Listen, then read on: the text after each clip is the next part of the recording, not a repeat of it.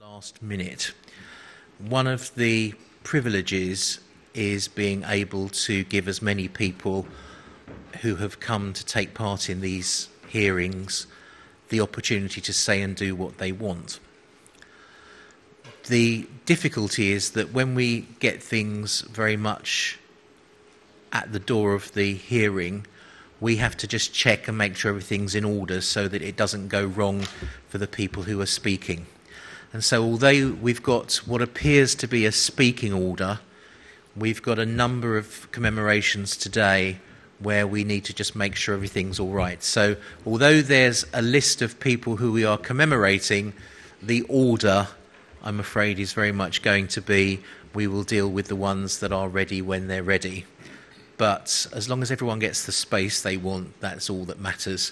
And as long as they get the love and support that we've been seeing for the last week, again, that's all that matters. So, good morning, everybody.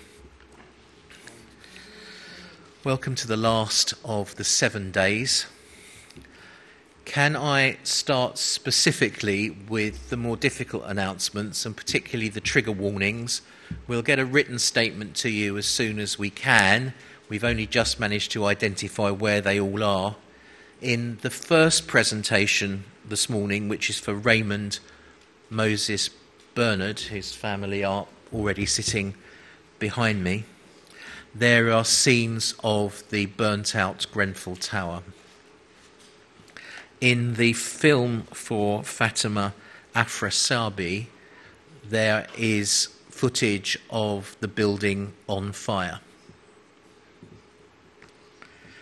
And in the Shukair family commemoration, which will be the last of the commemorations today, there is a particular still image that I want to warn you about, which actually has the building on fire, and you can see people inside a flat trying to attract attention. Now, I will make sure that before each of those videos is played, that I tell you again of each of those triggers so that you know. And again, if I forget, which I hope I won't, my team will tell me very quickly that I need to do so. Can I also make a specific request to our colleagues in the press? Firstly, thank you for your help and support over the last few days. I'm sorry I've not been as adept with the spellings as sometimes you might have liked.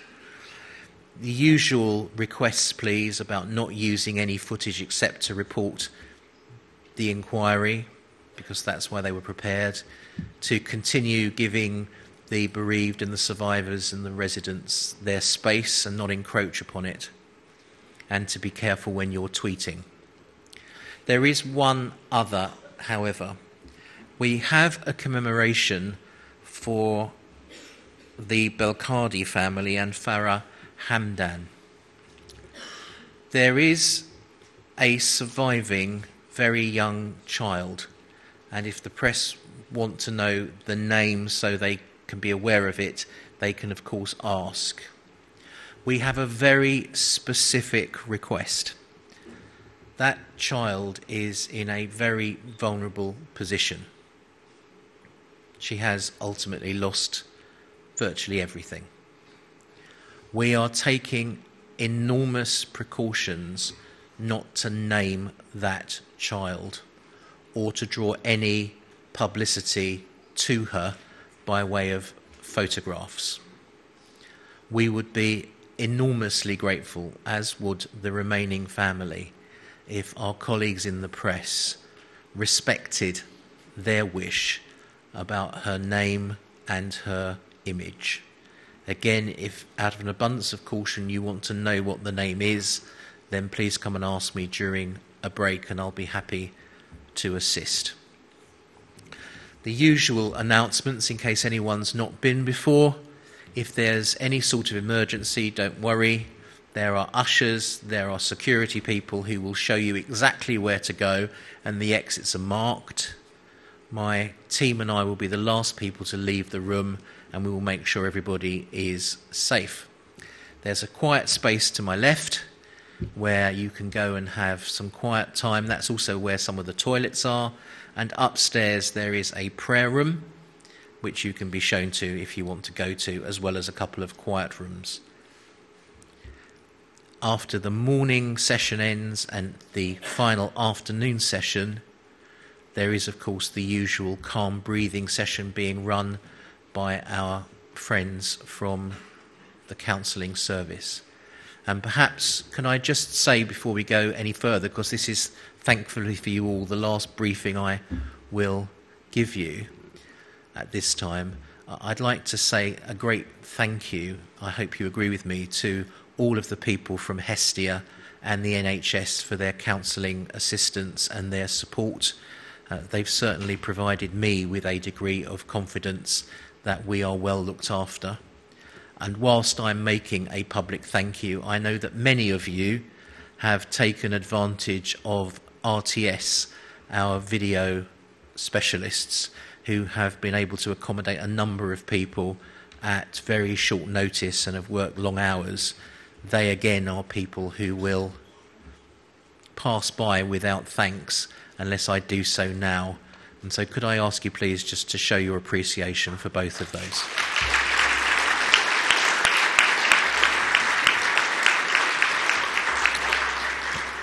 So unless there's anything I've missed, I don't see anything, I'm going to put my jacket on and we'll get Sir Martin in and then we'll begin our first commemoration.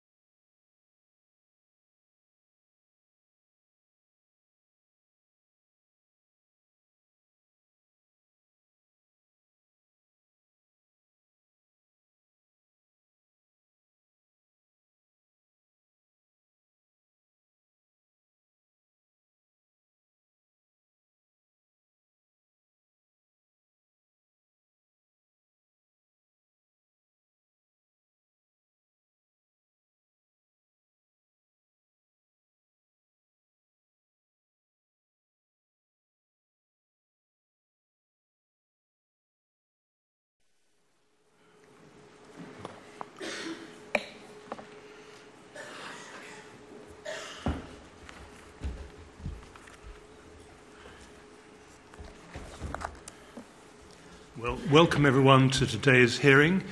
If we're all ready, I'll invite Mr. Richmond to take us into the proceedings. Thank you. Thank you, sir. The first commemoration this morning is for Raymond Moses Bernard, who lived in flat 201. We are joined by a number of people on stage this morning. There are some others who will be joining us in a little bit, but the first person is Bernadette. Good morning. Perhaps you'd just like to tell us who's with you on stage. Yeah.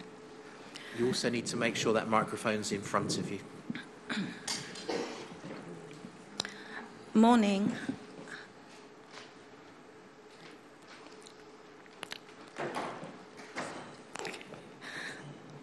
Nice deep breath.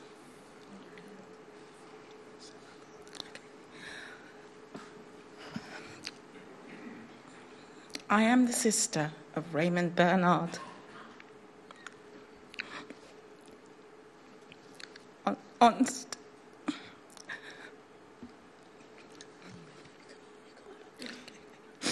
On stage with me, to my left, is my partner Michael. To my right, my lifelong friend and sister Jackie, my daughters Zoe Ann and Sarah Jane. Also here are my two granddaughters, Shemaya and Tiana, and Byron, and my legal team, Cyrilia and Thalia.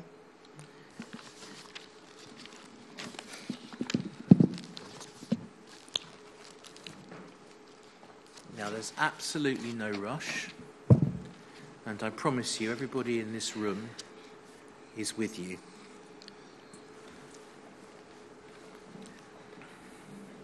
I, Sheriman Bernadette Bernard, and Jackie Ledger, speaking on behalf of the Bernard family here in London and Trinidad in the Caribbean, will say as follows.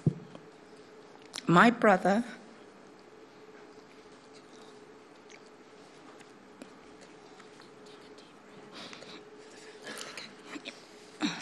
My brother, Raymond Herbert, affectionately known as Moses Bernard, meant different things to the people in his life. He was my beloved brother, a son, an uncle, a friend, long-term companion, and partner and a father. But to me, he was my Ray, a brother that I admired for his strength,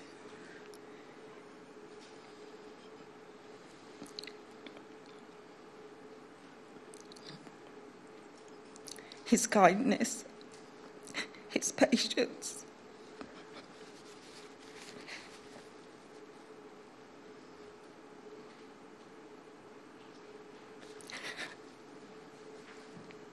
and above all, his belief that good would always prevail over evil.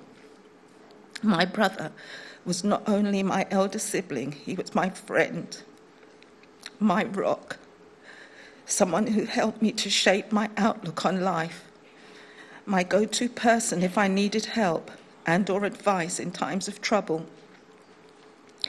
My brother and I did not see each other every day, every week, or every month.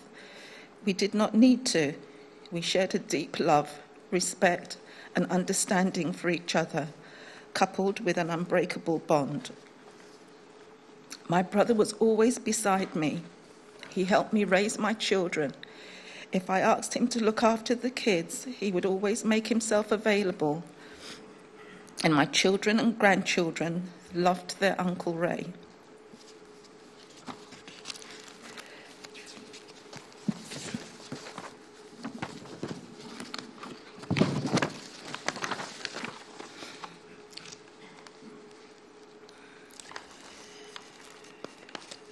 Have you got nails? Have you done it?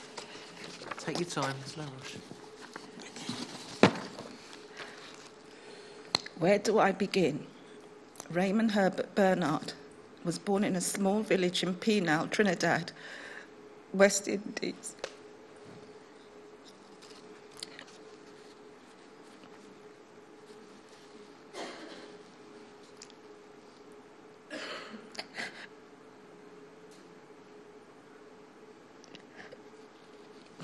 Raymond was one of 7 children born to my mother, Rose Bernard, her 3rd child, born on the 22nd of May, 1954.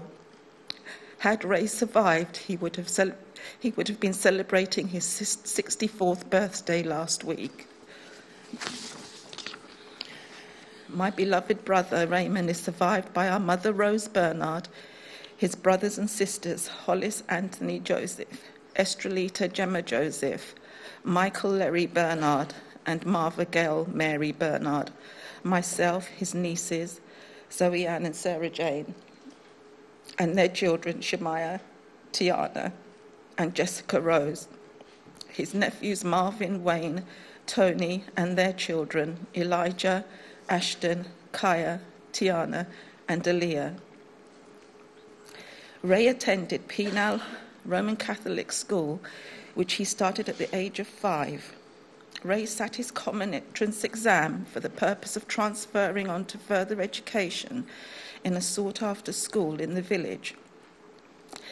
That is, a school that we would classify in the UK as a grammar school. At the age of 11, however, unfortunately, Ray did not reach the required marks in his exams and therefore remained in Penal RC school. Ray did not like the strictness of the Roman Catholic regime, and as a result, he did not enjoy school. Ray left school when he was approximately 14 years old. On Ray leaving school, at 14, he was given an opportunity by a local garage in the village of Penal to start an apprenticeship to become a car mechanic. Ray had developed a reputation in the village of being fearless, one that would take chances, but someone who was also very reliable, thoughtful, and kind to his peers. Ray would often go fruit hunting. In the UK, I think we used to call it apple scrumping, back in the early days. Bearing in mind, this hunting would be in the bush, that is, unclaimed, unkept fields with snakes and all other forms of nature around, a place where neither you or I would want to be. He would go out seeking mangoes and other fruit-bearing trees in the wild to share not only with his friends, but also his family. My eldest sister recalls an incident in the local garage in Penal, Trinidad, where Ray was doing his apprenticeship. There was an explosion. Everyone was panicking, but Ray stayed calm and stayed behind to help his comrades who were trapped at the back of the garage. Ray was injured in his attempt to help his comrades. Eventually, Ray and the others were rescued, and even though Ray could have left, he refused to leave until he knew everyone was safe.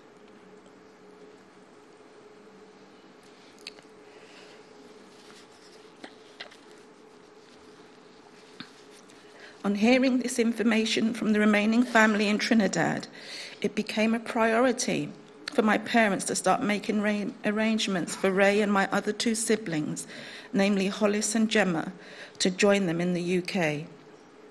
It had always been my parents' intention to bring the children that had been left in Trinidad to the UK.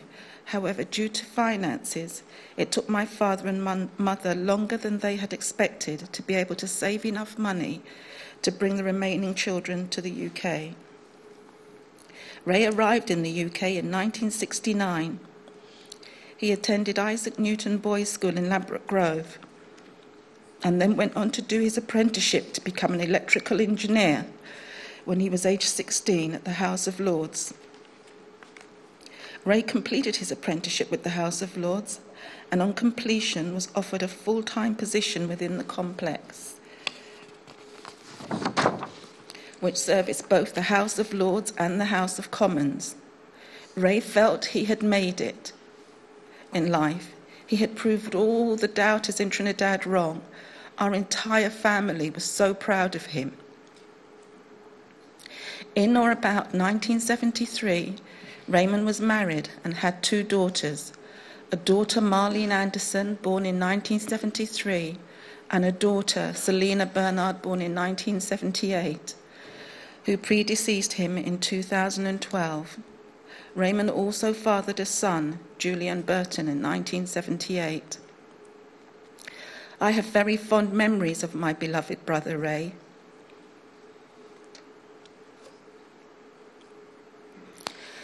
As I mentioned earlier, he was not only my brother, my rock and a friend, he was also my protector.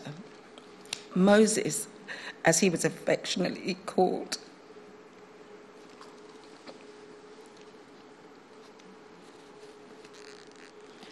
As my elder sibling tried very hard to keep me away from what he saw as danger, street life, and he did an amazing job.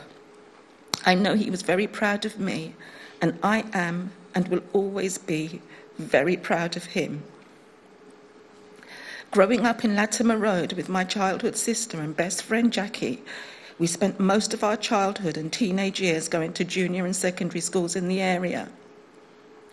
Our teenage years at secondary school, one day we decided to take the day off school, otherwise known as bunking off. We went to school as usual in the morning, went to registration, then left the school premises in our uniforms and headed towards Ladbroke Grove Station. Two naive 12, 13-year-olds, unbeknown to us, Ray, who would have been about 17 at the time, was standing on the other side of the road, casually watching Jackie and I, laughing and giggling, thinking we were so clever. Ray followed us for about 20 minutes. We were in the area of Westbourne Park, when suddenly we realised someone was behind us, just towering over us. I can't remember his exact words, but we knew he wasn't impressed.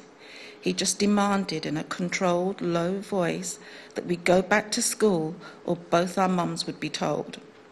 We didn't hesitate. We literally ran back to school. Ray was always watching out for us. Ray was a sound man back in the good old days with Gemini sound system. For those of you who don't know what a sound system is, The system comprises of a group of young DJs with their portable decks, powerful speakers and amplifiers who travelled back and forth to play records which could be transported from venue to venue. Ray, Billy and several other friends ran a nightclub called the Embassy in Shepherd's Bush, where they musically entertained their guests, playing the latest reggae and soul music of the area under the remit of the Gemini Sound. As Jackie and I got older, we wanted to be part of what we saw as an exciting world, going to the clubs Ray went to, but Ray wasn't having any of that. His sound system days were not for us, and he kept us away from the clubs and shebeens. When Ray saw Jackie and I together, he referred to us as the twins. We always dressed in identical clothes, albeit different colours. Everywhere we went, me tall and slim, and Jackie short and slim, Ray would just laugh at the two of us. One of Ray's best friends is a gentleman named Billy. Billy and Ray met in their early 20s. They very quickly built up a bromance, sharing almost everything together. They laughed together, cruised around the UK together, and cried together. They helped each other through good days and bad. Both Ray and Billy liked to flutter on the horses. Billy recalls that it was Ray who showed him a successful formula and advised him to always place his bets by backing each way. When Billy's son Jason was born, Billy asked Ray to be godfather. Ray was delighted and, of course, accepted this request with honour. Jason and Ray enjoyed a very close relationship. Ray saw Jason as more than a godson, so much so that he took great pride in Jason's sports, leisure and educational work achievements, and by way of a gesture to Jason, Ray contributed financially to Jason's wedding. Ray was truly loved by Jason, and Jason was truly devastated when he learned of the death of his loving godfather. Ray's other friends were Rafiq and Sarah. When Rafiq realised that Ray, Moses, had not survived the fire, Rafiq was distraught. At Ray's remembrance, Rafiq approached me in tears. He was clearly in emotional turmoil. And he said, "Moses, your brother was a brother to me. I will miss him so much." Rafiq's daughter, Sarah, had made plans with Ray for the forthcoming new year, albeit with several months off.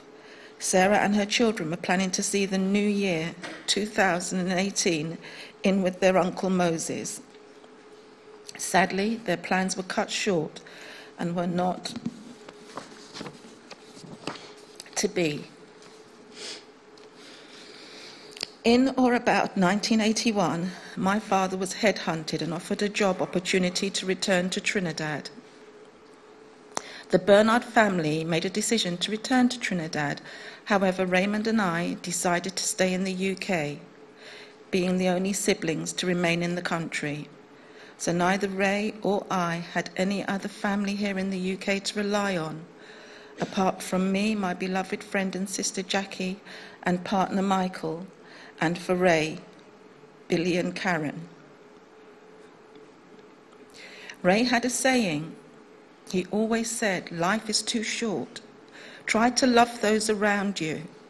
Be happy and enjoy the time we have on earth, as life as we know it can be snatched at any time."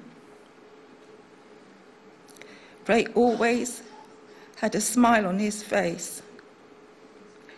He knew how to love without expecting anything in return. Ray was known locally and in the surrounding areas by the name Moses to all his friends. We as a family know from the stories in the Bible that the biblical Moses led the exodus of the Israelites out of Egypt and across the Red Sea. My beloved Ray was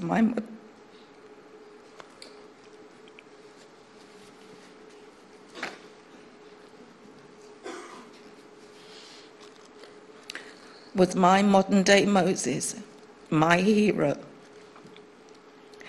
If you were to ask anyone who knew him and who lived in Grenfell Tower or the surrounding area, they would tell you that Ray was a kind, gentle, compassionate man, a leader, a counsellor, and so much more. Ray was also affectionately known as Moses, a peaceful, loving man, truly loved by all his friends and family and all those who came into contact with him. Even those who only knew him for a short period only had good things to say about him. It is for all these reasons that I know my brother Ray, Moses, was a truly blessed man, and that he will eventually be resting in peace. Over a period of 20 years, my brother Ray maintained a long-term relationship with his partner and companion, Karen. Through thick and thin, Karen and her family became Ray's other family. Karen played a pivotal role in Ray's life, and they loved each other with a passion, sharing almost every aspect of life together. Some years later, into their relationship, together they shared a dog named Marley. Both Ray and Karen loved Marley as if he were their child. Sadly, Marley perished in the flat with Ray.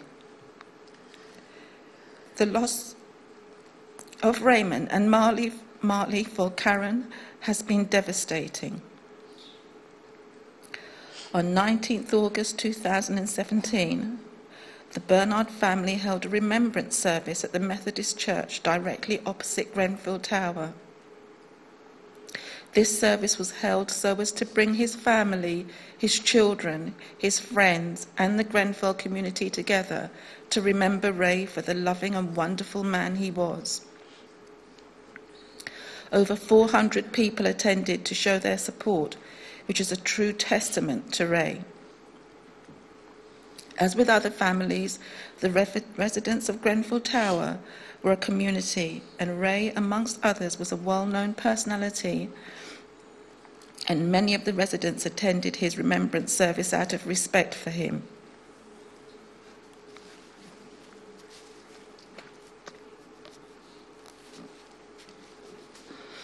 A week later, we were to receive the dreaded news that his remains had been identified. I would like to play a small clip from that service.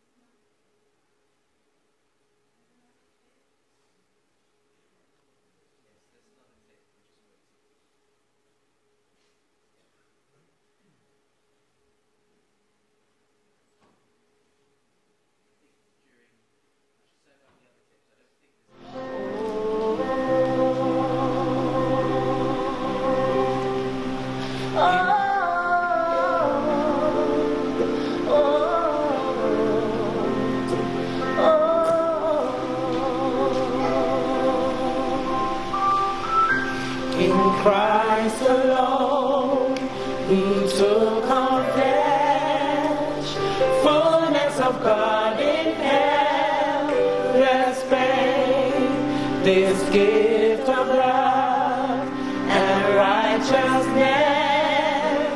scorned by the ones he came to save, till on that cross, as Jesus died, the wrath of God was satisfied. For every sin on him was laid. Here in the depth of Christ I live.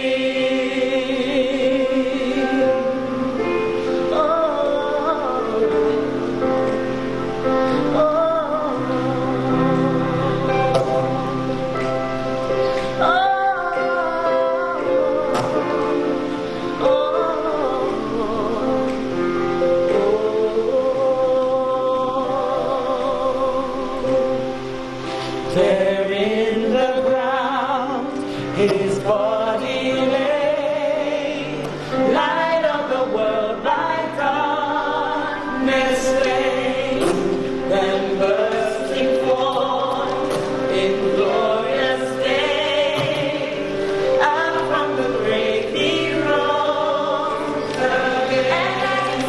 And as he sang in victory, since Christ has lost his grip on me, for I am his and he is mine, torn with the precious blood of Christ, no guilt in life, no fear in death.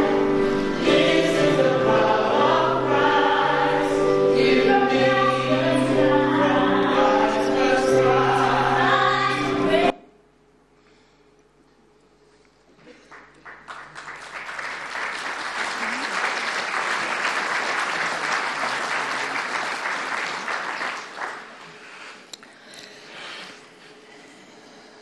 My brother had a saying. He always said, life is too short. Try to love those around you. Be happy and enjoy the time we have on earth, as life always, as we know it, can be snatched at any time.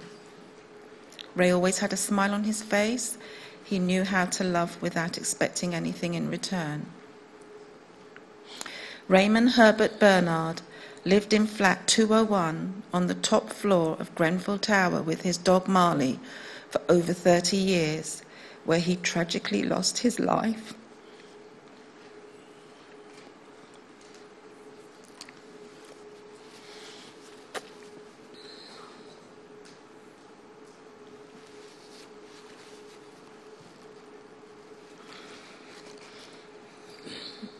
On 14 June 2017, age 63, in the fire which took the lives of 71 and later one other this year. On that fateful night, 7 individuals were located in Ray's flat. These were Deborah Lamprell, Jessica Abano, a mother Bertie Haftum and her son Baruch Haftum, and Hamid Khani, and one other. As there was no way down to escape, the only alternative was to head towards the top floor. There they met Ray and took refuge in his flat. The positioning of the bodies of Deborah, Jessica, Bertie and Baruch were on my brother's bed, with my brother resting beside the bed on the floor. This shows the respect he gave to those who lost their lives that night, and we know that he would have given comfort to each of them before they took their last breaths and departed this world. Ray, being a man and the strongest, most probably was the last to die.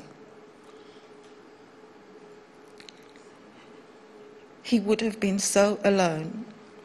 We know from the details shared with us by the coroner that Ray was a hero on that tragic night.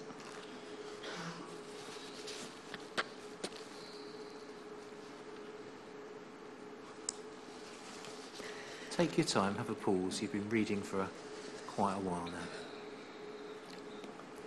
Her statement about our brother brought our family a lot of comfort. Ray did not answer his phone on that night, and so we have no telephone recordings from him. But we do know that calls made to the emergency services from the other residents in his flat mentions him time and time again.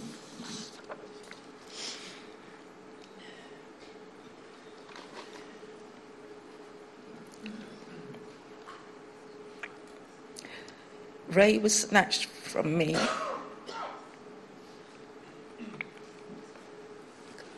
and my family in the fire.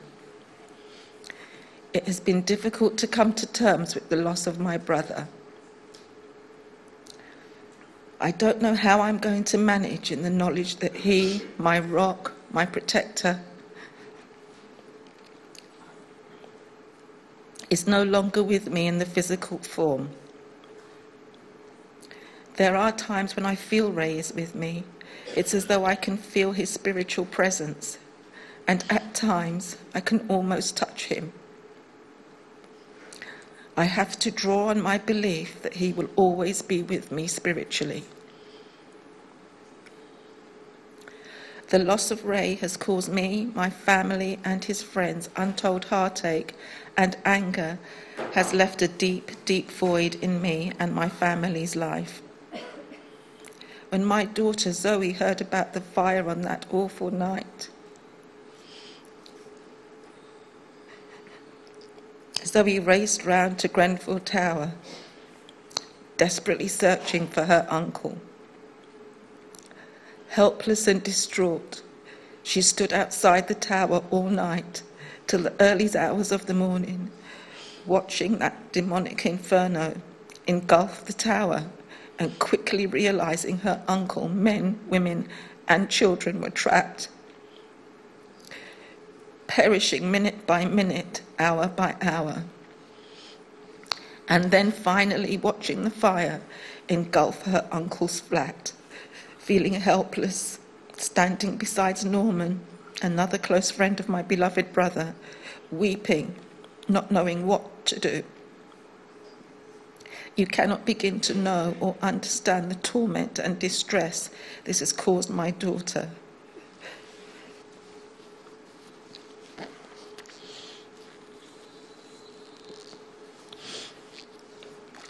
My younger daughter, Sarah Jane, watching her uncle flat in flames, our mother, aged 85, cries constantly thinking how her son was burned to death and how he could not be saved.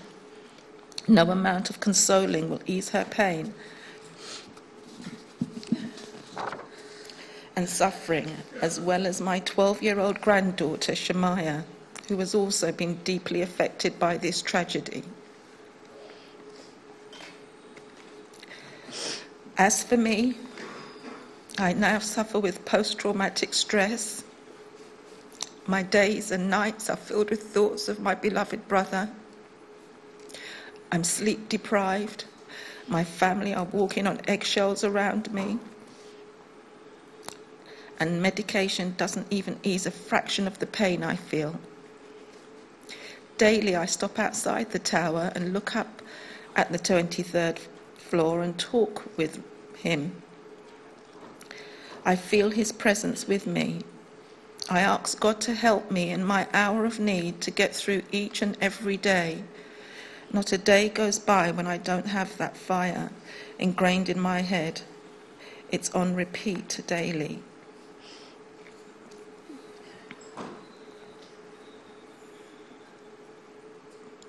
I am unable to find the words that adequately express the feelings of the loss that we as a family are experiencing for my dearest brother Ray. I cannot sleep at night. I have constant visions of fire, but more specifically the orange flame engulfing my brother's flat and the black smoke on top of that. My doctor has prescribed medication to help me sleep. I am having counselling with the Grenfell Health and Wellbeing team, formerly referred to as the NHS Time to Talk team. I'm currently unable to work due to ill health, which is being compounded by the emotional anxiety of not coping. I have had relaxation treatment, but nothing takes away the feeling of complete helplessness. Sometimes I question myself, saying, I think I am going mad. I know I am not, and I have a great team of professionals surrounding me. That is my solicitors, my flows, my key worker, victim support, the staff at both the FFAC and the Curve, and my sister whose support has been invaluable.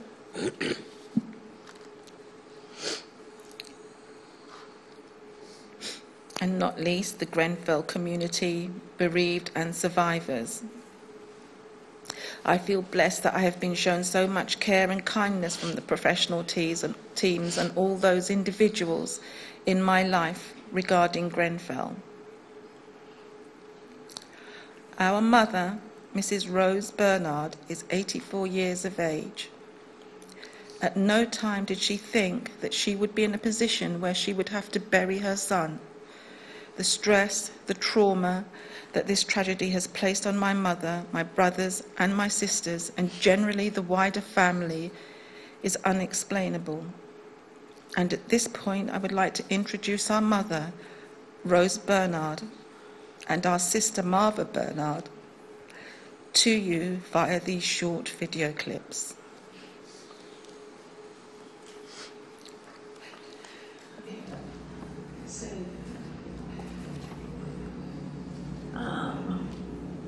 Good morning. On behalf of my son Raymond Bernard, he's deceased now. And I like to send out to let him know, even though he is past, but I am still here.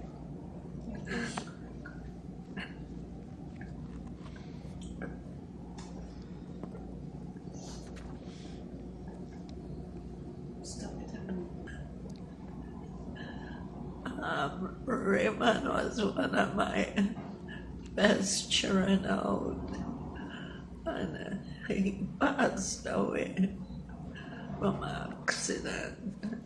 And I really miss him very much. Mommy, I'd say how I love you.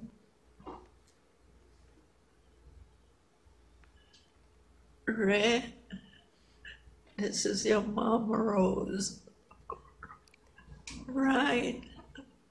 I'm paying a tribute to you to let you know how much I still love you. You'll be always in my thought and my dream. Love you still. This is Martha Bernard Gordon.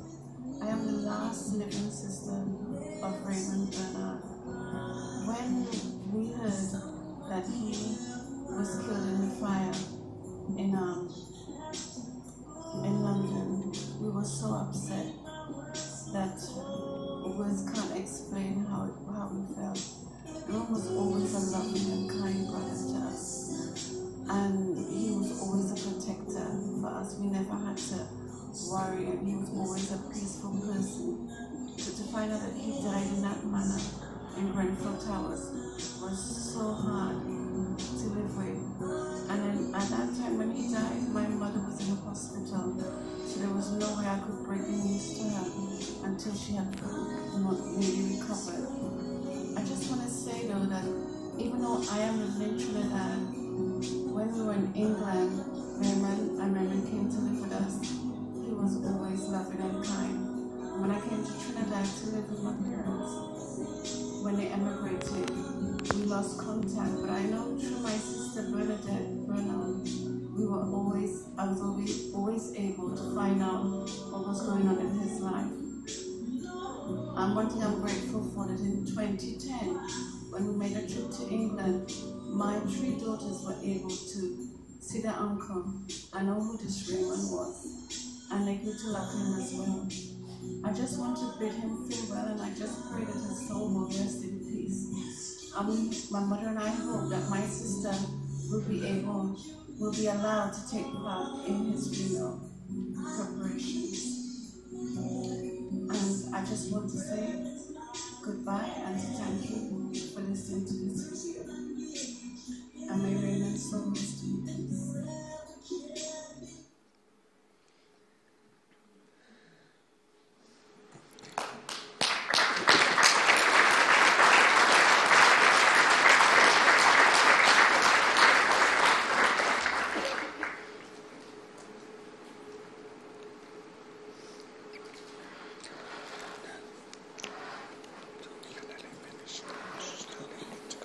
Nearly there.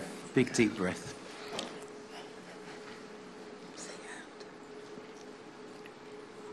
And finally, if it were not for my partner Michael and my sister and best friend Jackie standing by my side,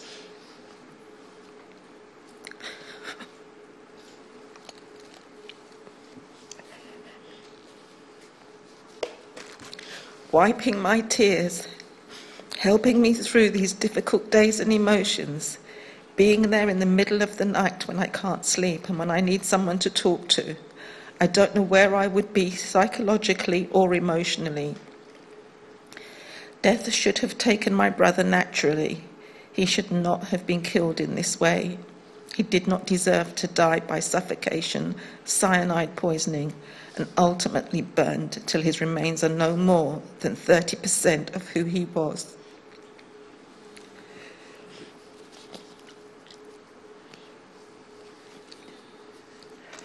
Our Moses, our hero.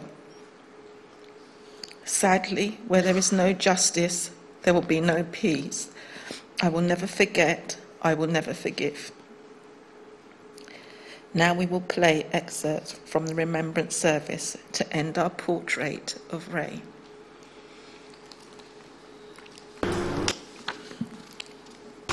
I want to leave you with one final thought. We've been thinking in those last few moments about the Moses, the leader, Ray, the man who brought light and warmth and love.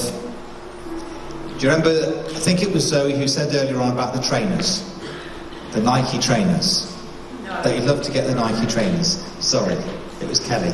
Thank you, Kelly. Nike is the Greek word for victory.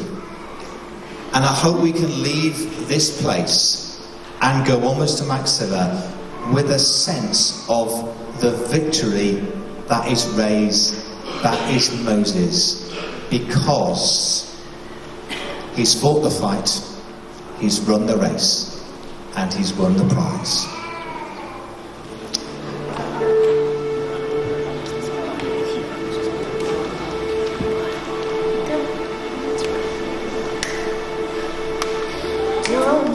Trouble the water, leave it alone.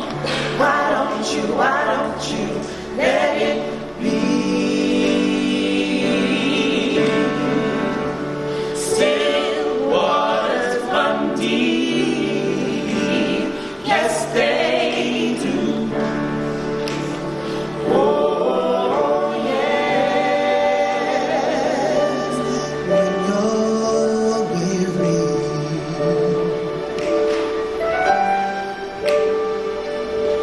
feeling small, when tears are in your eyes, I will dry them all. I'm on your side.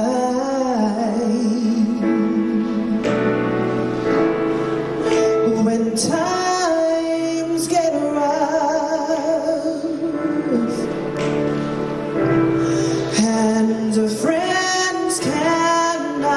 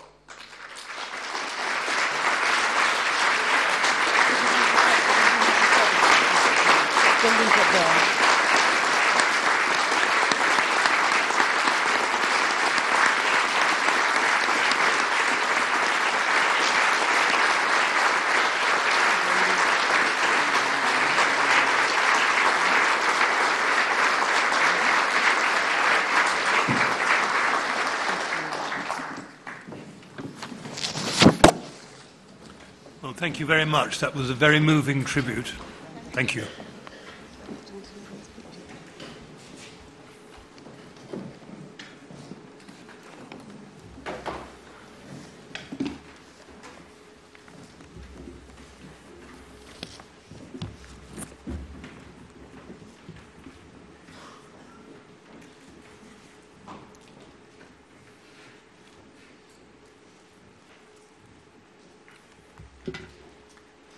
Still with the commemoration for Moses, there is now to be a statement read on behalf of Julian's Burton, who is Moses' son. Yes, thank you very much. Thank you, Bernard. Julian is sitting here with us, but he feels unable to stand here, and so I'm reading this on his behalf. Grenfell Tower disaster, the worst day of my life. On the 14th of June 2017, I visited one refuge to the next in the Ladbroke Grove area, hoping and praying that my dad, Raymond Herbert Bernard, also known as Moses, who lived on the 23rd floor, flat 201 in Grenfell Tower, who appeared to be missing, had made it safely out.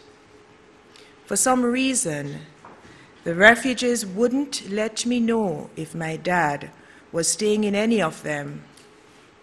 I was left without knowing if my dad had made it out safely for several weeks. He was then declared dead by the liaison officers. Since then, I have been grieving and find it very difficult to come to terms with the loss of my dad. The thought of never seeing my beloved dad anymore is heartbreaking. I love my dad very much. He was a special individual. In my eyes, he was the greatest man that I ever saw on this planet in many different ways. My dad had a personality that reflected the temperature of his childhood home in Trinidad, which was both warm and affectionate. He was an admirable man, a respected brother, a valued uncle, son, father, grandfather, and friend. My dad was a people's person, could be anyone's best friend because of his kindness and understanding. If he could help you out in any way, he would do so, no matter who you were. His happiness not only stemmed from having loving ones around him, but for the musical pleasures that he enjoyed as a teen through his adult years. I have personal memories of my dad. He was truly loved. He will be missed and will be remembered as a fun, loving, considerate, easygoing, calm-natured, and supportive person. My memories of my dad will live on in my heart. Loving son, Julian. Thank you.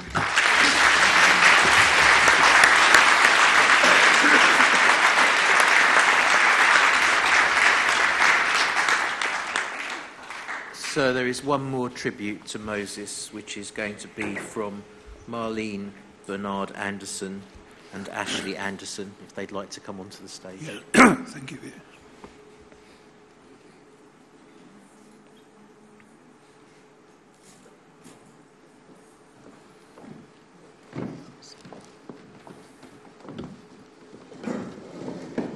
Am I right that Ashley's going to do the reading?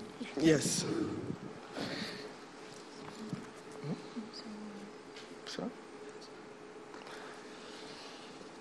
In the summer of 1969, a young, bright-eyed boy left the shores of Trinidad in search of a better life with his family in England. That young man grew into the man we come to know as Moses, a father, a grandfather, uncle, brother, son, partner, a friend, a dear friend, a trusted friend. Moses Herbert Bernard was born on the 22nd of May 1954 to Rose and Ben Bernard. They were good parents and gave Moses every opportunity to be the best version of himself that he could possibly be. After arriving in the UK, age 15, Moses continued to pursue his academic studies and qualified as an electrician in his late teens and worked for a number of elite establishments, including Buckingham Palace. It was during this time that he met Sonia, who would later become his wife and the mother of 2 of his 4 children. In his early 20s, Moses was part of a sound system. Back then, he had long flowing locks, like the free-spirited lion that he was. He held a genuine love for all things positive: music, culture, the arts, animals, his dog Marley, and a game or 2 of dominoes. In 1980, Moses moved into Grenfell Tower flat 201. These were good times, as his beloved West Indies cricket team was beating everyone in the world. He loved his cricket as he loved life. Flat 201 became his sanctuary, his home, where many knew they could find him, but most important, knew they were welcome, even in the most tragic of events. Moses was a very handsome man, certainly a ladies' man. It was while living at Grenfell that he met his long-term partner, Karen. They spent many years caring and loving for each other.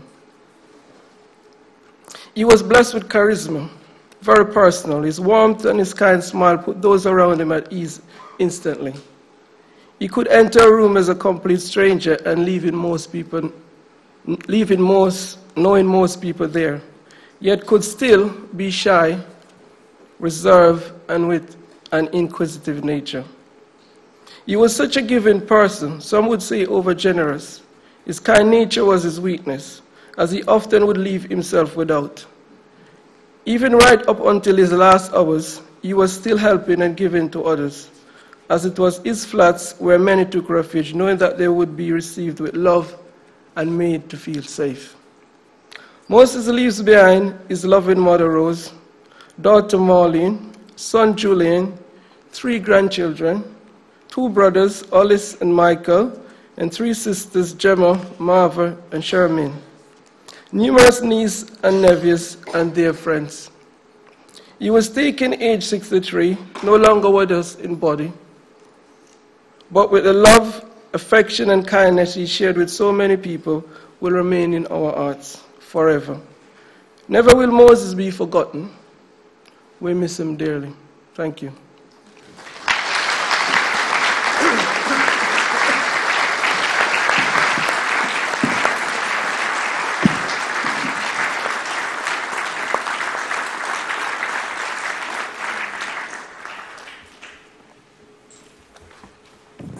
So we are now to move to the commemorations for Omar Belkadi, Farah Hamdan, Malak Belkadi, and Lena Belkadi. I'd appreciate a 10-minute break at this stage to organise that. Yes, of course. Thank you very much.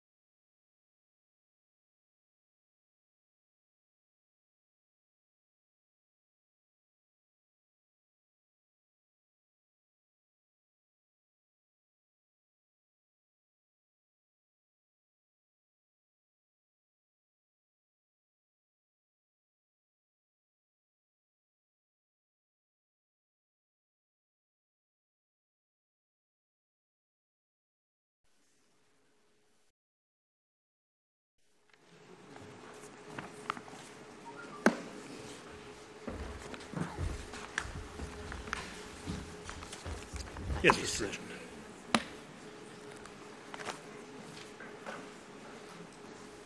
So we now turn to a commemoration for Farah Hamdan, Omar Belkadi, Malak Belkadi and Lina Belkadi from flat 175. Can I introduce to you Mr. El Alami Hamdan? Good morning. With him is his interpreter and members of his legal team. And good morning to all of you.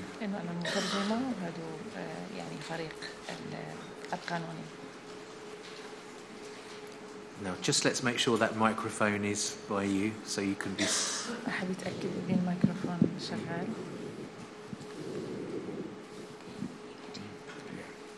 Now, we're going to do this commemoration by you and I having a conversation.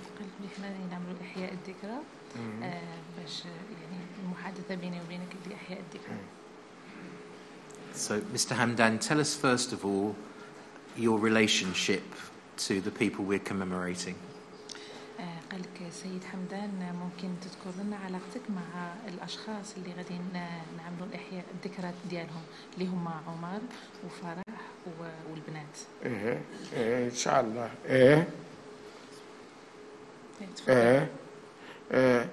عمر وبنتي عمر and my daughter and my family.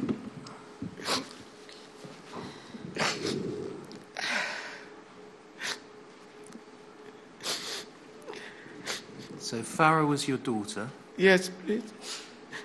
فرح كانت البنت تاعك بنتك؟ بنتي. Yes, she was my daughter. And she lived there with Omar, and that was her husband, yeah? كانت تسكن مع عمر اللي هو الزوج ديالها؟ كانوا يسكنوا مع بعض. Yes, they lived together. They had 3 children. عندهم 3 أولاد. عندهم 3 الأولاد. Yes. 3 children. مالك. تسنيم لينا.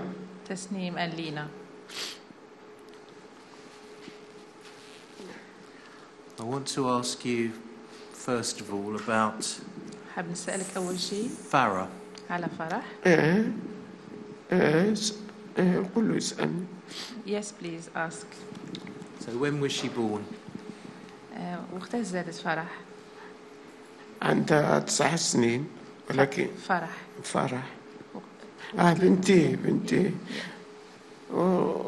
يعني ما بقيتش تابت على راح عندي مسجل. I can't remember exactly. The details are, راه مسجلت معايا.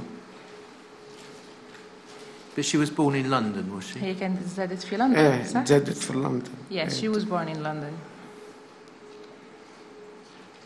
How long did she live in Kensington and Chelsea? شحال سكنت في المنطقة تاع تشيلسي وكنزنتون؟ حياتها كلها. All her life. حياتها كلها. All her life. Did she go to school in the area? راحت المدرسة في المنطقة هذه؟ كانت في المدرسة. Yes. أنا ملي جيت لهاد البلاد هاد السعيدة. Since I came to this country.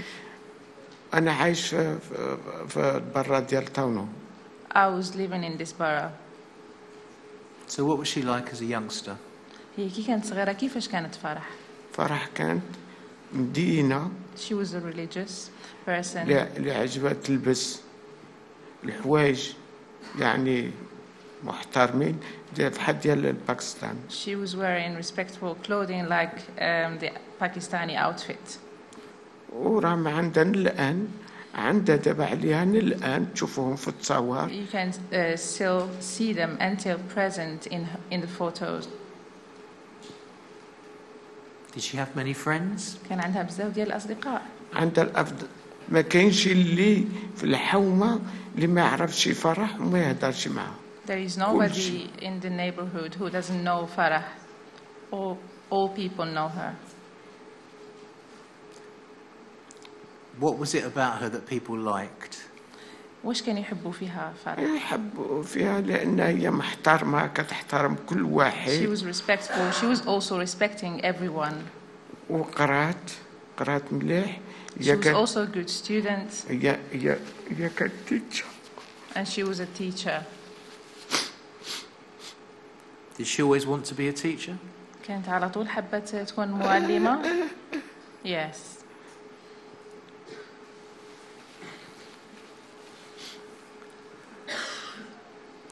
What about holidays? Did she like her holidays? هي كانت تحب تروح العواشر. هي كانت لازم نمشي للمغرب باش تعلم ولادها العربية. She loved to go to Morocco to teach her children Arabic language. باش العائلة الراجل يعني باش يهضروا مع بنتهم لأن باقي له بها. So her in-laws will speak to her children because his father, Omar's father, is still alive. ويماه. And his mother. وخوته. And his brothers and sisters. كلهم يعني كعجبهم يعني باش هي لا خرجت ولا شي كتجبر العواول كيتعارفوا مع جداتهم. Yes, she wanted to go on holiday so they would get to know their family back in Morocco. Was family important to her then? العائلة كانت مهمة بالنسبة لها. يعني بزاف مهمة بها بزاف. A lot, yes. يعني صراحة الناس كيبغيوها بزاف وشوفوا. People loved her. وشوفوا في يعني في التصاور وشوف كيفاش نعلم أحسن وحدة. You can see her in the photos. She was the best. What sort of mum was she? وصف لنا هي كيفاش كانت كأم. هي كتبغي كل واحد عندها في قلبها. She loved everyone كأم. وصف لنا فرح كأم يعني هي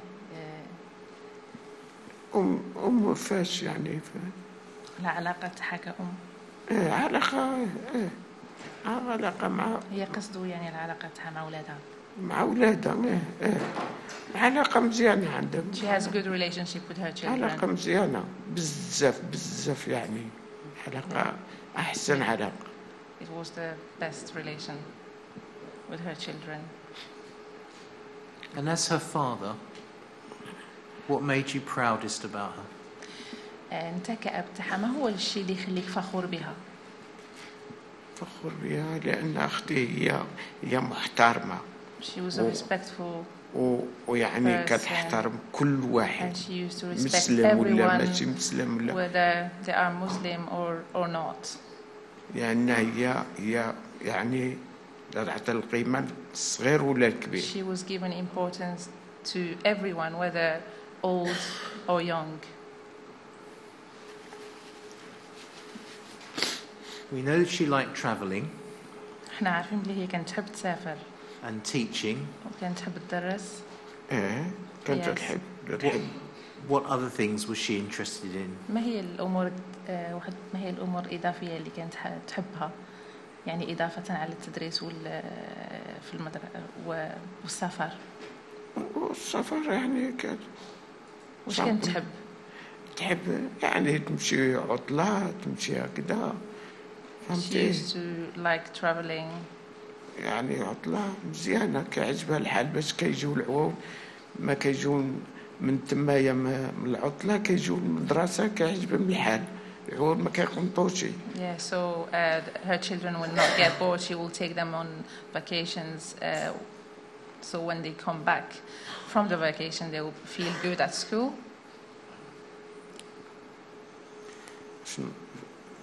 We know, of course, that she married Omar. Is that right? احنا عارفين باللي هي تزوجت عمر. هذا صحيح؟ Yes. When did you first know that Omar wanted to marry her? وقتاش عرفت أول مرة باللي عمر كان حابب يتزوج بها؟ يعني أنا مشيت للمغرب. I went to Morocco. جاء أبوه لعنده هدر معايا. His father spoke to me. مين هدر معايا قلت له نستوار. I will tell him let me discuss this. نستوار وديك الساعة. With the family and. مع سميتو مع أولادي. ايش ورث يعني ما بغت تجي. Her mother did not agree to this marriage. ما أنا أعطيته الكلمة صافي. But I gave him my word. قلت لها هي بعدها إذا كنتوا كتبغيو بعضكم أنا ما نزيدكم عهنية. I told her that if you love each other, I'm not gonna deprive you from each other. لأن غدا وقع شي حاجة تقول با هو اللي. Should anything happen in the future, I told her that you will say, I don't want you to say that my father didn't agree or something like that. يعني كتبغيو بعضكم الله يجيب تيسير. I just gave them their blessing. I said, if you love each other, you have my blessings. And was it obvious they loved each other?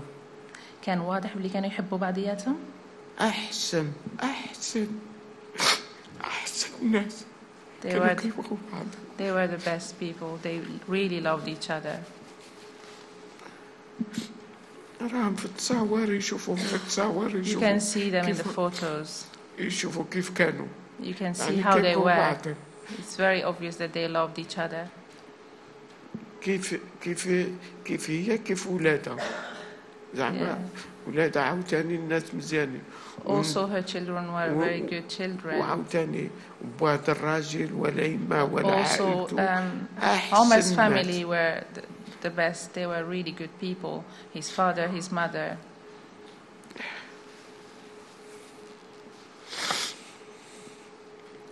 Their wedding would have been a Moroccan wedding.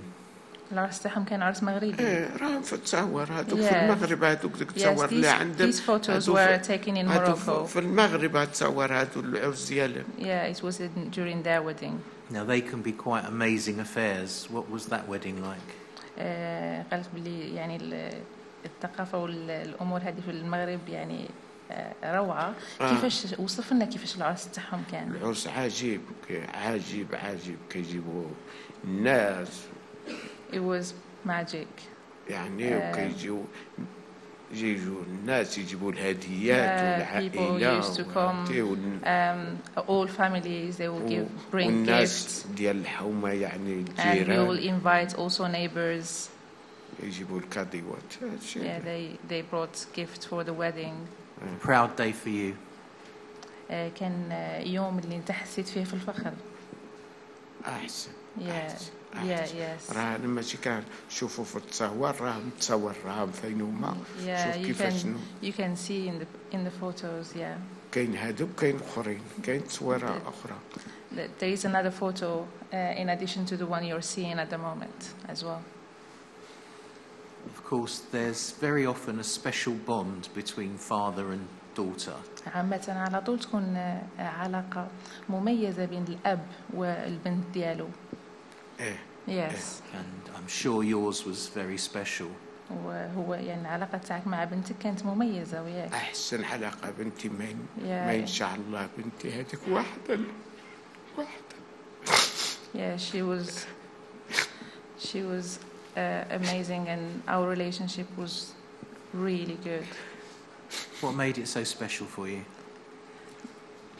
علاش هي كانت مميزة بالنسبة لك؟ أنا بنتي عندي في قلبي عزيزة. She is really dear to my heart. She respected me. أي حاجة لا نقول لها. Whatever I tell her. ما تقوليش إلا She never says no, Dad. والراجل ديالها الله يرحمه عاودني في الشيء. أي حاجة ديالها؟ عمر. أي حاجة يعني كيقول لي عمي بغيتي شي حاجة كعيط لها عمي. Even her husband actually he calls me uncle. He he did everything to me as well. يعني أي حاجة كان. Whatever I want. سألت. Whatever I ask for, he will say yes. أحسن راجل أحسن. He was the best man ever. Let's talk about Omar a little bit more, shall we? نهضروا شوية على عمر. نهضروا على عمر شوية بالتفصيل. Okay. What did he do for work? واش كان يخدم عمر؟ عمر كان يخدم في سميتو واحد ريستوران. In the big, he was working in a restaurant. من بعد بقى يخدم بالموتور، يخدم الشركة ديال بيتزا. And then he was a delivery man in a pizza restaurant. Fatima, can I just ask that you, it's very difficult now, can you just keep your voice up so everyone can hear you? Thank you. So, apologies. So he worked as a delivery man. Yeah. هو كان يوصل بيتزا. What sort of family man was he? هو كيفاش كان كرجل عائلة؟ كان رجل عائلة، يعني ما كيبلغ الحاجة يخلصوه، يقولوا له يعني خلي كيقولوا له الصرف يعني. So when he used to deliver pizza, they would always ask him to keep the rest, like to keep tips. كان رجل أي واحد كيبغي، أي واحد. Everyone loved him. الله يرحمه مسكين. May Allah bless his soul. What did you like about him? وش كنت تحب في عمر؟ عمر ما شاء الله وسهل. كاش ولدي. I used to feel that he was my son. He was obviously a hard worker. هو كان يخدم بزاف. Yes. إلا ما تسمعش من فمه، إلا ما تسمعش. You never hear the word no from his mouth. أي حاجة قلتي له واخا. Whatever you tell him, he will say yes. ما كاينش إلا، ما كاينش مرة. ما ربي He never told me no, and God is my witness. He obviously loved your daughter. He obviously loved your daughter a هو كان lot. يحب بنتك بزاف. ماشي الدقدة، ماشي أي حاجة ولاده يقولوا شنو عندي معكم. Yes, he loved her a lot to the point that even when her children ask him for anything, he will go to your mother. لأن حيتك عارفة هي معقولة، وعاد هي تيتشا كانت. Because she was fair and she was a teacher, as you know. العواون ما تضربهمش. She would never beat her children. إلا عمل شي حاجة العين العواون كتقول له سير وقف رفينها. So if they do anything naughty, she will send them to the naughty corner. صافي. That's it. هذا ديالهم. هما كيبقاو يطالبوا يماهم شحال باقي لنا. They used to ask their mother, how long are we standing here for? هذا الترابي ديالها، أما الضرب ما كتضربش. That was the way she disciplined her children. She never beated her children up. الله يرضى عليها. تمام. Yeah. May Allah accept her. Sorry. What sort of father was he? هو عمر كيف كان كأب؟ ما شاء الله أختي، ما شاء الله، ما شاء الله، كراجل مخلص.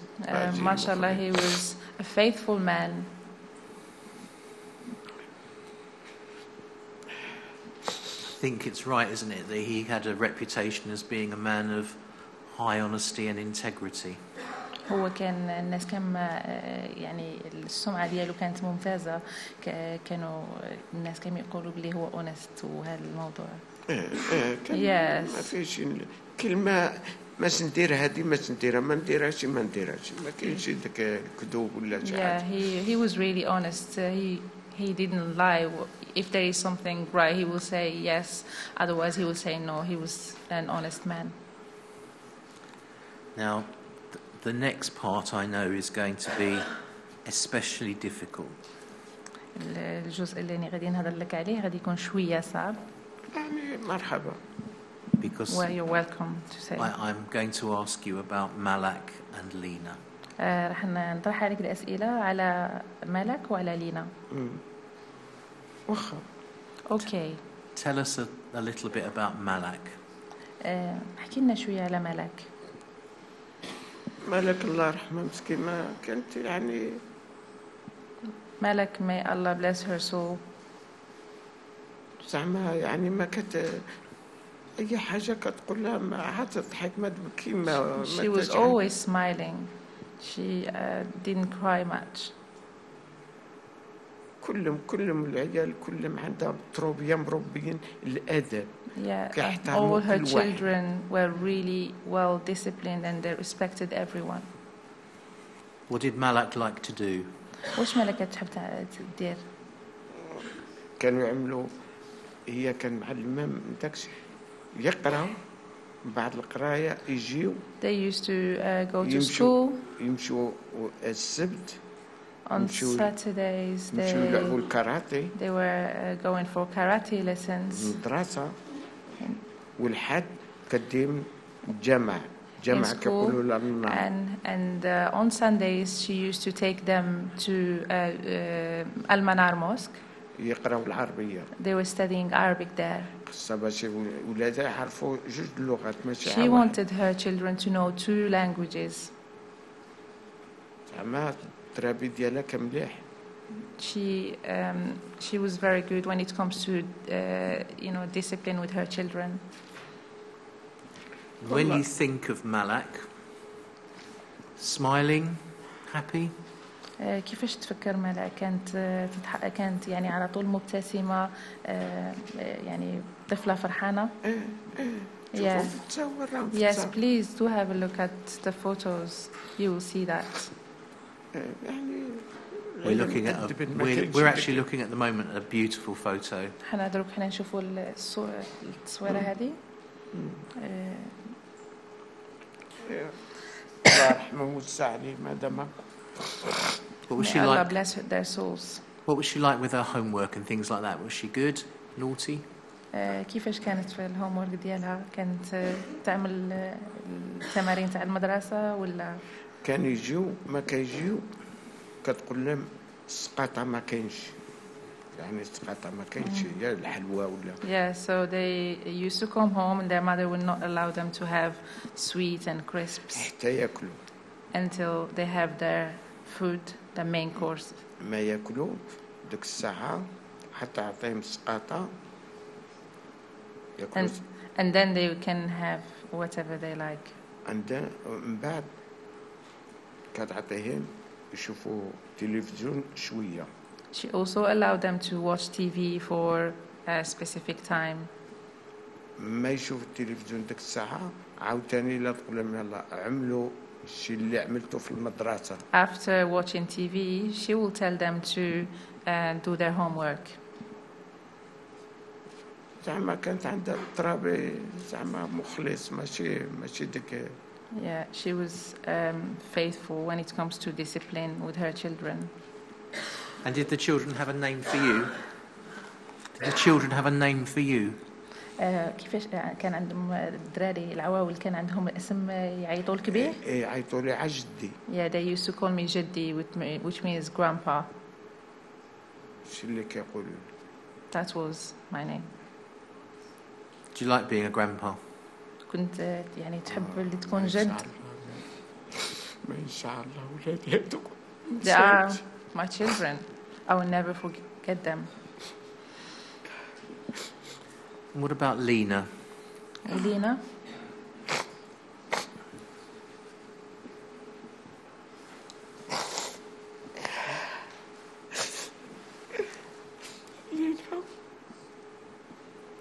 أنا كنت في الدار وخارج باش نصلي كرمضان باش نصلي. It was once it was in Ramadan. I was going to pray. وديك الساعة لقيت فرح ما جا تخرج ولادها من المدرسة. On my way to the mosque, I met Farah. She was going to pick her children from the school. كانت الساعة 3:15. It was 3:15, I remember. أنا تلاقيتها قالت لي فين ماشي أبا قلت لها ماشي نجمع نصلي العصر. She told me, Dad, where are you going? I said, I'm going to the mosque to pray Asr. ديك الساعة هزيت العائلة صغيرة لينا كانوا حيت هي في الكروسة ديالها. Lena at that time was in the buggy. لأنه زايدة. So I uncovered her face and she was smiling. بقات تضحك لنغطى عاوتاني نلقى روحها ناعسة. And then she will pretend that she's asleep. عملت لا نقول لك 2 ولا 3 مرات. Maybe I did that twice or 3 times. ديك الساعة وما لا يسامحوا بدي فرح ترعني وتبوسني. That time, هذيك الليلة ليش يموتوا؟ Farah, my daughter, hugged me, and I didn't know that that night was the night when they will die.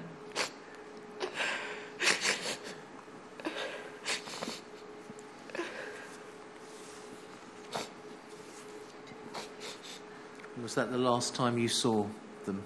هذه كانت آخر مرة اللي شفتهم فيها. آخر نهار آخر ساعة. Yeah, that was the last day, the last hour.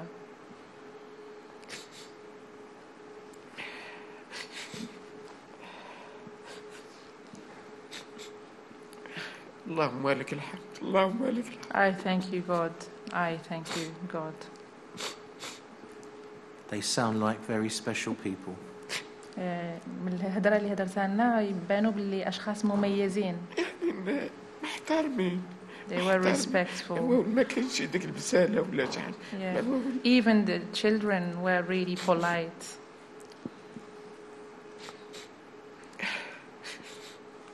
Is there anything else you'd like us to know about them? عندك شيء إضافي حاب تهدرنا تزيدوا عليهم؟ واش نقول لك أختي؟ واش نقول الموت فرقتنا.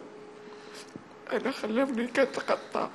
Death has separated us, and they left me torn into pieces. لما اللي وقع لي هادشي هذا يدي ورجلي. Since this happened, both my left arm and left leg are really painful.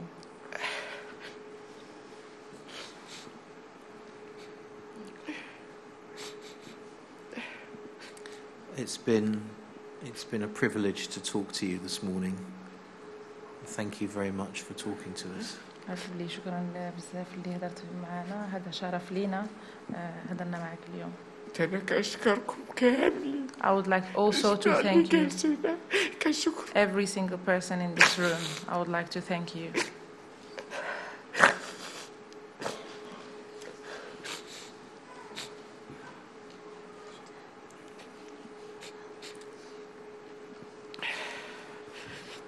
I think what we'll do now then is we'll let you have a rest. And thank you very much for coming to talk to us. شكرا بزاف اللي جيت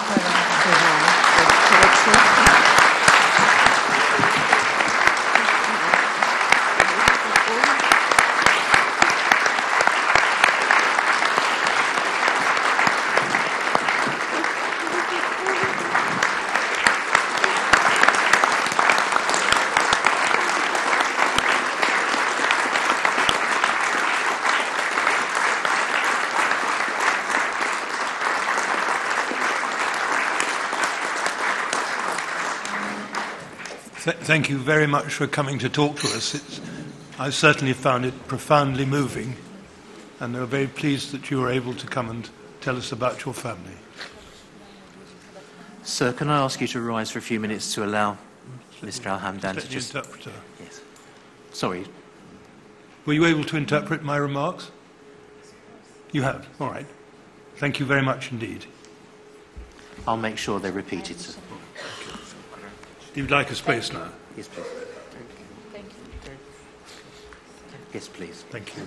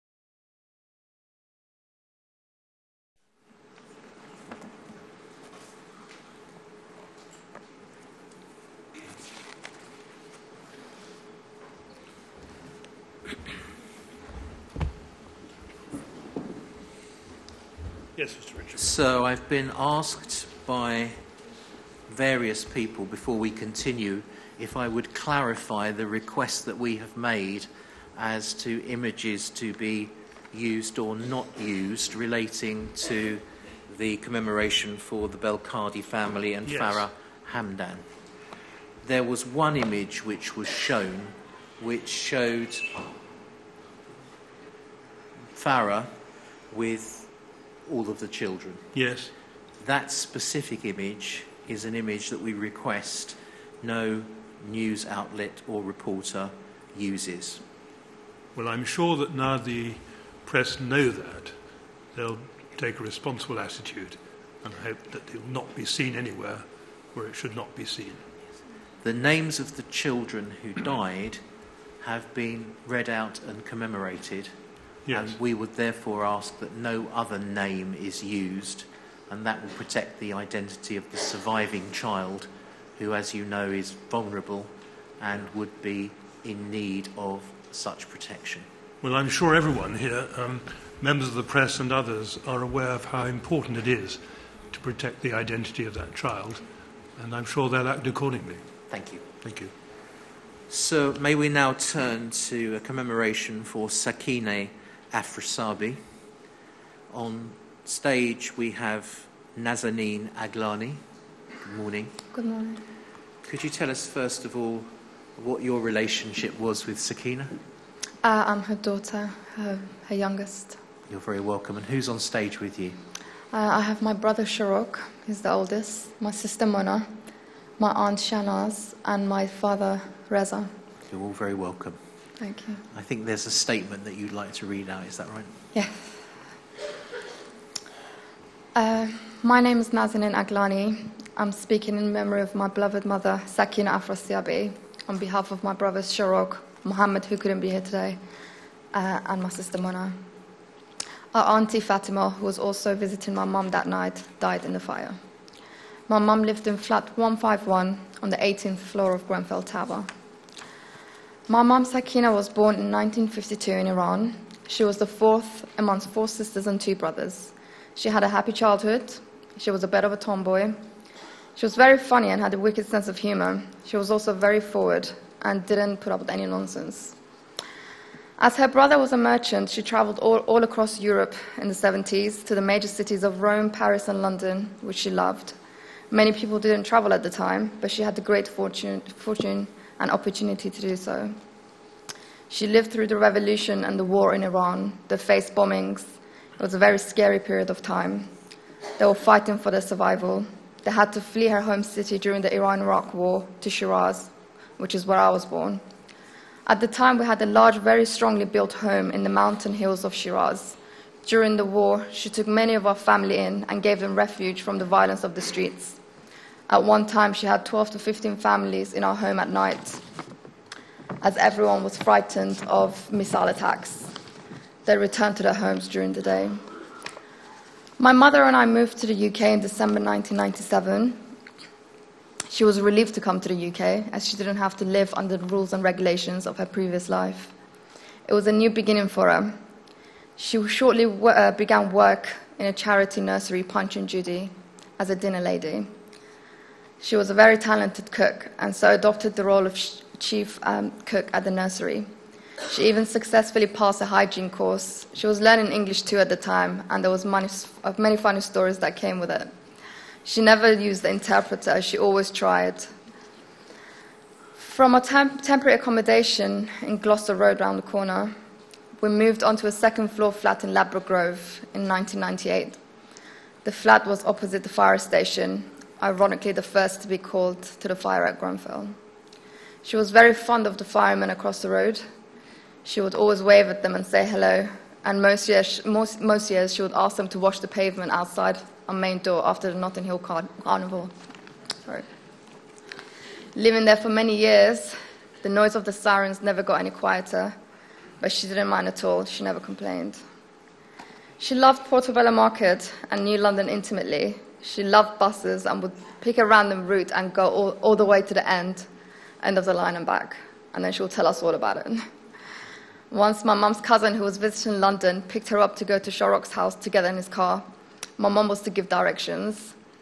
My mum was given all the right directions, and then at one point she asked him to take the exit, which went into the Asda superstore, and then follow the road back round to the highway. This was the route that the bus took when she always took it when she was on it. We still laugh at that today. Unfortunately, a few years back in Iran, my mum had an accident that badly impaired her knees and neck.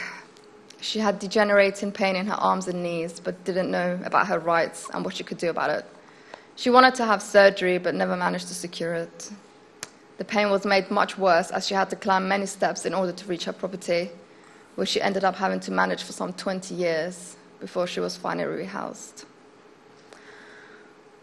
She had to stop working as her arthritis worsened.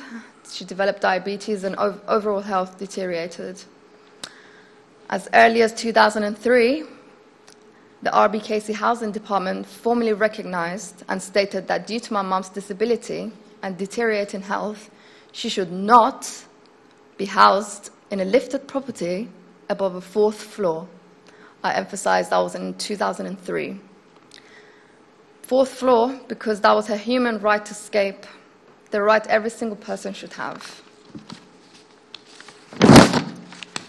After being refused many suitable properties, after 16 years of waiting, she was rehoused in 2016 into flat 151 on the 18th floor of Grenfell Tower. By this point, my mum was partially sighted and could only get around with aid of a tri-walker. The move to Grenfell was out of desperation and pressure from the council. She was to take Grenfell Tower or to be suspended from the allocations for 1 year. She was very upset by the new place. She hated it at first. The flat itself was a dump. There was no usable bathroom, not even a proper kitchen for her to move into. The walls were a depressing dark green and bright orange.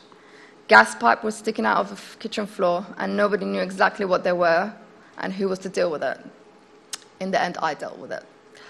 The building itself was very chaotic due to the construction works. There was no access through the ground floor entrance area due to the construction work. And again, when we asked, none of the authorities knew when the entrance would open to the residents.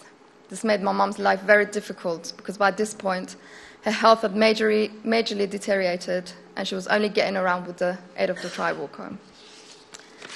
Grenfell Tower, flat 151, was not welcoming to her, but she took it out of pressure and desperation. I remember vividly the only thing she kept saying about flat 151 was that she just wanted to put all her furniture in it and go back to Iran for a while. It was a home she already wanted to get away from, and I don't blame her. She was a vulnerable, disabled person, and she was put in a place that was worse than her own. The fear of living so high in her condition was always in the back of our minds. Out of desperation, and with much encouragement from all of us, she did her best and made it her home. She fully decorated the flat with French-style white decor. She put in a brand new kitchen and a disabled-friendly bathroom. She even changed the skirting boards around the flat. She made flat 151 beautiful and homely. Her next-door neighbor particularly was very fond of her flat's decor, and he always said he wanted to make it exactly the same. She even bought binoculars so that we could all enjoy the view. It was an excellent view, and having an architectural background, I particularly enjoyed it. In the end, flat 151 became a happy place. We celebrated my son's first birthday and my mum's 65th birthday in April 2017. They were both born on the 4th of April. My mum was a very welcoming, generous person. Her door was always open to her friends and family and anyone in need. She was an excellent cook and had many secret recipes. She took much joy in having her family and friends around for her specialties. There wasn't a day she didn't have guests. My sister Mona and I particularly enjoyed her fish stew, which was a delicacy in Iran. She cooked spicy dal and other dishes for neighbors at Grenfell, and they would come over at any chance to taste her cooking. Despite only living there for a short time, she was very popular in the tower. She always spoke of the neighbors from various floors, not just the 18th floor. She began to really settle in. My mum was also a big fan of the Queen. I remember when she obtained her British citizenship, which she was very proud of. She said, "Elizabeth's my queen now." She even had a china plate on with the Queen's picture on it up on her wall in her flat. This was the first thing that went up. She liked the Queen because she embodied values that she held and considered important, of supporting and caring for one another. She was so caring and was always worrying about me and my siblings. She was, I think, very appreciative of the life she had in the UK. She was a very charitable person. She directly gave to people in need and was something she was dedicated to. She hardly ever spoke of it. She did happen to tell my sister Mona a story of when she was visiting a village in Iran. She visited a friend's neighbor's house and she realized they didn't have cold water to give her in the heat because they didn't have a working fridge. She immediately bought them a brand new fridge freezer and some other household goods.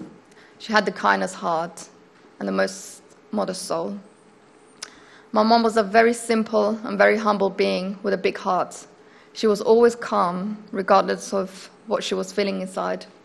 She was a very strong woman who dealt with a lot in life, and she always chose to forgive, regardless how much anyone would hurt her. She was a superwoman with a big forgiving heart.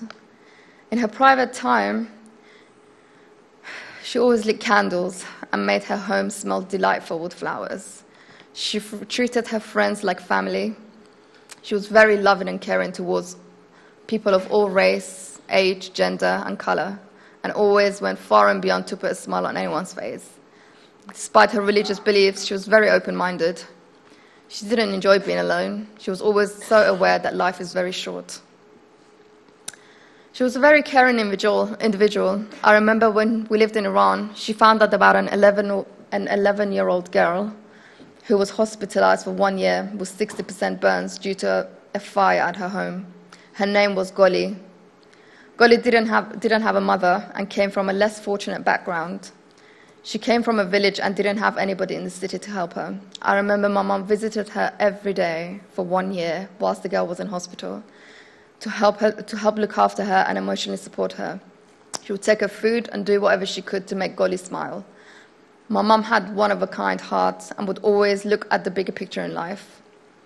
Her family, friends, and in fact all people's happiness brought her a satisfaction that nothing else could.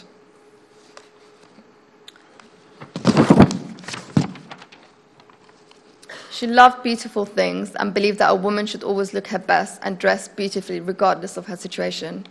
Again, she always told me off about this. She was passionate about nature and particularly loved birds. She would feed them daily and speak to them as if they were her friends. I would always say, "Mum, you're going crazy. What are you speaking about? Why are you speaking out loud to pigeons?" She would say they listened to me and to my wishes and go and make them happen. Sometimes I would hear her tell them off if something bad had happened. She would never let anyone throw food away. It always went into a special bag for the birds.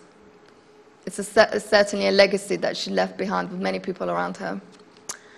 On the 13th of June, the last night, my sister Mona and I, with our sons and other relatives, were visiting my mum. My aunt Fatima was also visiting and stayed the night. It was a warm night with a lovely clear sky. My mum had made our favorite fish stew for the very last time.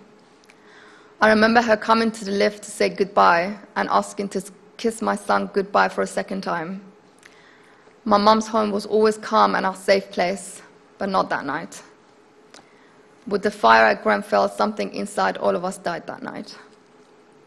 Every day, again and again, as our mind tries to make sense of this disastrous tragedy, we come to the conclusion that it was not only the horrifying fire that took my mum's life that night. The discrimination and failure in duty of care by the housing allocations team, which resulted in a vulnerable, physically disabled and partially sighted pensioner to be housed on the 18th floor of a tower block, equally took the life of my mum. Our mum lost her life not only to the fire that night, but to the corporate negligence by the very people who were to ensure her safety.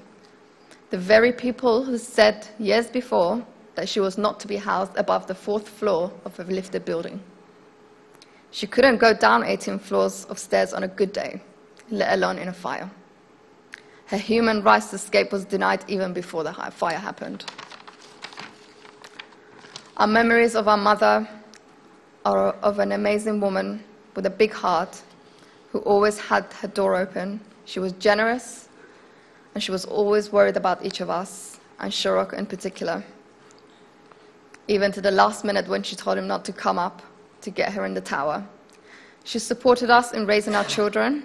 She had done everything for us, and she always had been there for us. She sacrificed her whole life for her children.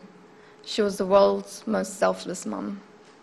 She dedicated her life to us, to her children, to her grandchildren. We're forever in debt to her. We love you, Mum, and we miss you very much.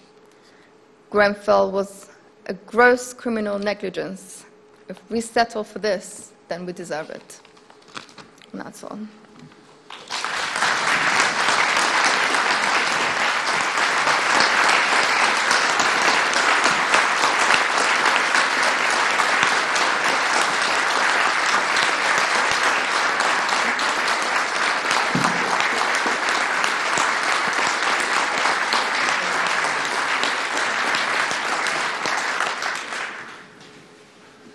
Shorrock, I think you want to say a few words about your mum. Yes.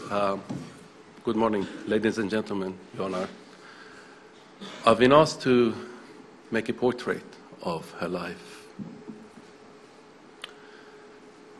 I've tried to understand the meaning of life for the last 40 years or so.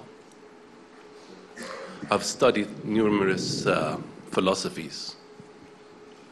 I've studied theology, meaning of life, and meaning of love.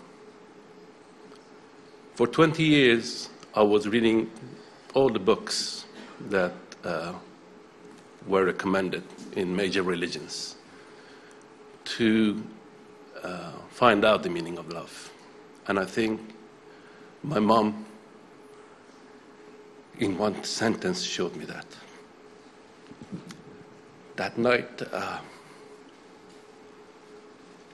while she was burning, she told me not to come, trying to look out for me. Even though she was being surrounded by fire and smoke, she told me, don't come. In one sentence, she told me something that I couldn't find in any books, the meaning of love. Unconditional love. If you want to look at the face of God, if you want to see what love is, if you're lucky enough to have your mother, just have a look at your mother. There she is. That's the meaning of love. Unconditional love can only come from your mother. And I think that's where I put it.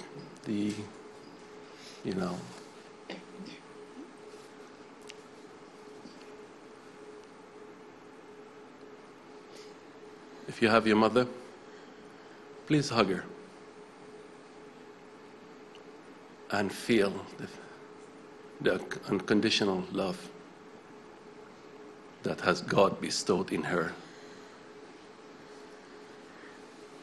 So you can actually touch love when you touch your mom. Thank you.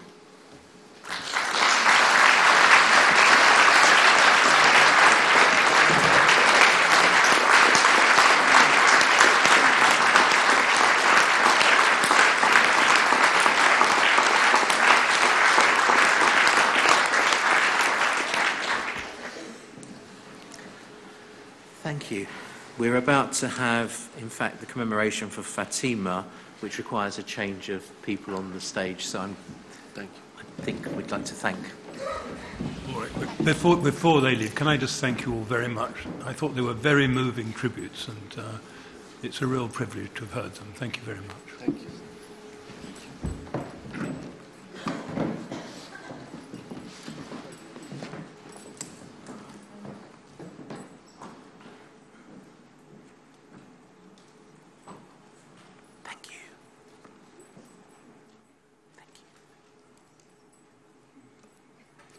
Very powerful. Thank you very much. Can I now invite those who are going to commemorate Fatima Afrasabi to come onto the stage?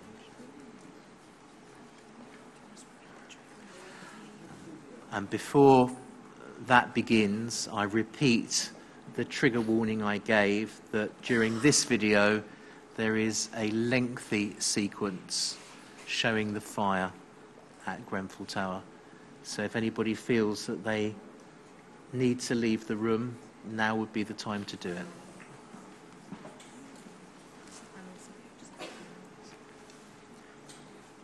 Can I just say so out of an abundance of caution, there are also some images of the funeral in case anyone finds those distressing. Yes, thank you.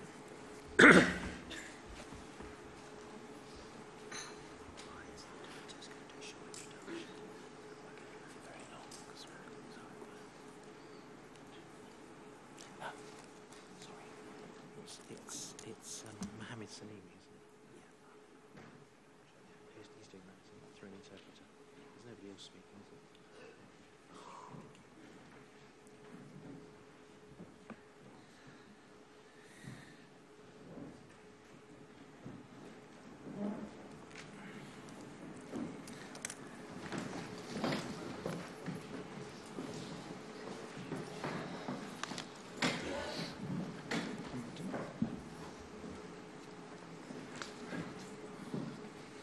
Now, just be very careful of those chairs, because I'd hate for them to fall off the stage.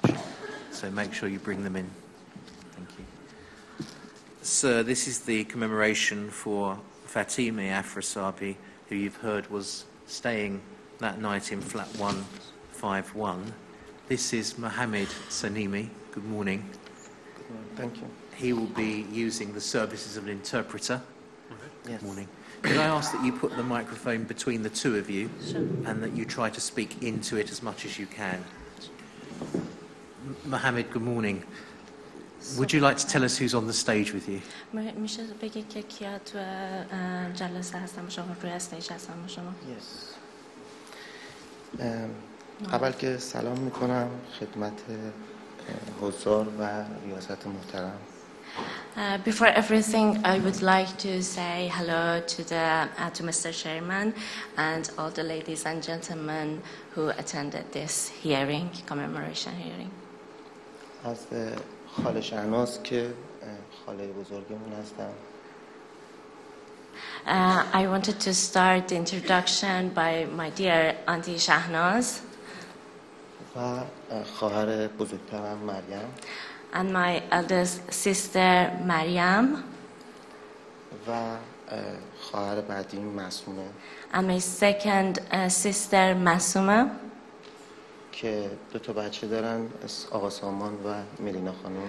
Masuma has two kids, Saman and Melina. و خواهر سومم راهل خانم.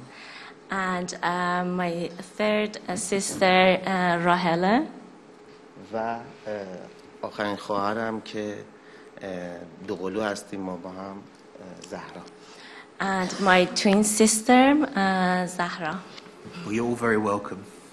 I know for reasons, good family reasons, that we need to get this particular commemoration finished before the lunch break, and I'm sure people will bear with us.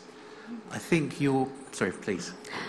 پس این چیز رو یاد بود رو قبل از نهار بعد تموم کنیم و امیدوارم که حاضرین هم تحملش رو داشته باشن. Yes. Am I right in thinking that you're a filmmaker? Excuse me? Am I right in thinking that you are yourself a filmmaker? درست فکر می‌کنم که شما خودتون یه فیلمساز هستین. Yes. And what you've done is that you've actually put together a film in celebration of Fatima's life. Is that right? و اون کاری که کردین اینه که جمع‌آوری کردین یه فیلمی رو برای پاسداشت زندگی فاطمه، درسته؟ Yes. من اومدم روال زندگی مادرم رو از بچگی تا فوتشون رو با خود صحبت بچه هاش جلو بردیم که حالا زمان میشه پخش میشه و میبینیم امیدوارم که خوشتون بیاد. I tried to narrate my mother's life through this film, and I tried to take the narration forward through the words of her children. Yes. Would you like to introduce the film to us before we see it? میخواید که معرفی کنید فیلم رو قبل از اینکه ببینیمش؟ Yes.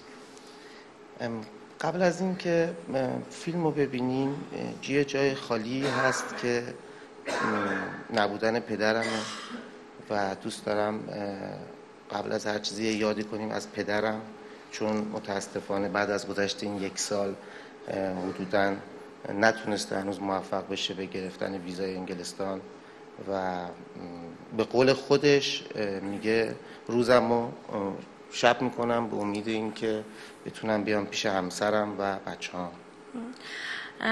Before we start the video, I just wanted to say a few words. I wanted to take this opportunity to remember my father, who could not come to the UK.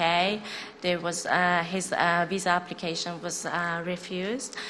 And he says that I am spending my days and nights by the thought of my children, and I want to be able to visit my wife's grave.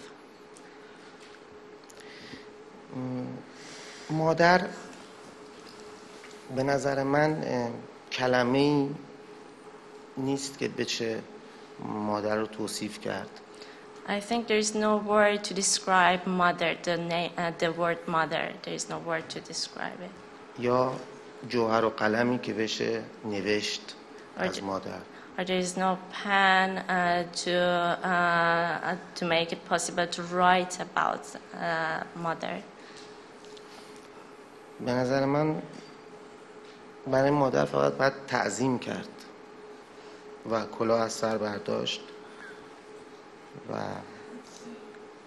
یک روایتی هم مادرها دارن که اکثرا همه مادرها این حس و همه فرزندان نسبت به مادرهاشون دارن، حالا با یه ذره اخلاقیات متفاوت. I think the only thing that I or everyone is able to do in front of their mother is just to bow down and to take off your hat for the mothers, and it is the feeling that every child has toward their own mother. من سعی کردم که واقعیت و اون حسی که از مادر من اطرافیانش داشتن، چه در زمانی که پیش فرزنداش بود و ایران بود و چه الان که انگلیس و پیش دوستاش و خانواده هست، سعی کردم اون حسی که هر کسی واقعا داشت و از زبون خودش به تصویر بکشم. امیدوارم که بپسندید. I tried in this video that everyone who knew my mother, who had a close relationship with my mother, I just wanted to for them to show their emotions and show how they think of her in this video. And I tried to gather all these words together, and I hope that you like the video that I made. Shall we watch it? میشه نگاش کنیم ببینیم. Yes. Thank you.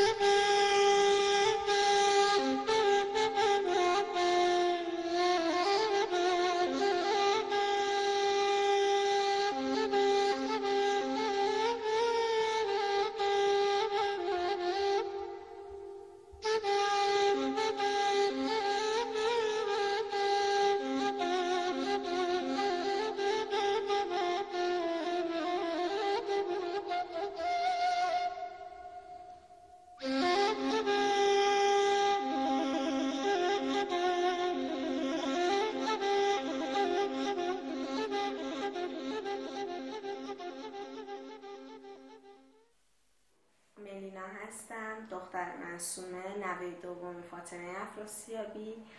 من به جای خاله مریم عزیزم صحبت میکنم به خاطر اینکه ایشون در شرایط نامناسب روحی قرار داشتن و آمادگی کافی برای صحبت کردن رو نداشتن. درباره مادر بزرگم هم صحبت کنم. بهتر بگم که در تاریخ 24 آبان ماه 1336 در جزیره در خلیج فارس به نام آبادان در جنوب غربی کشور ایران متولد شدند.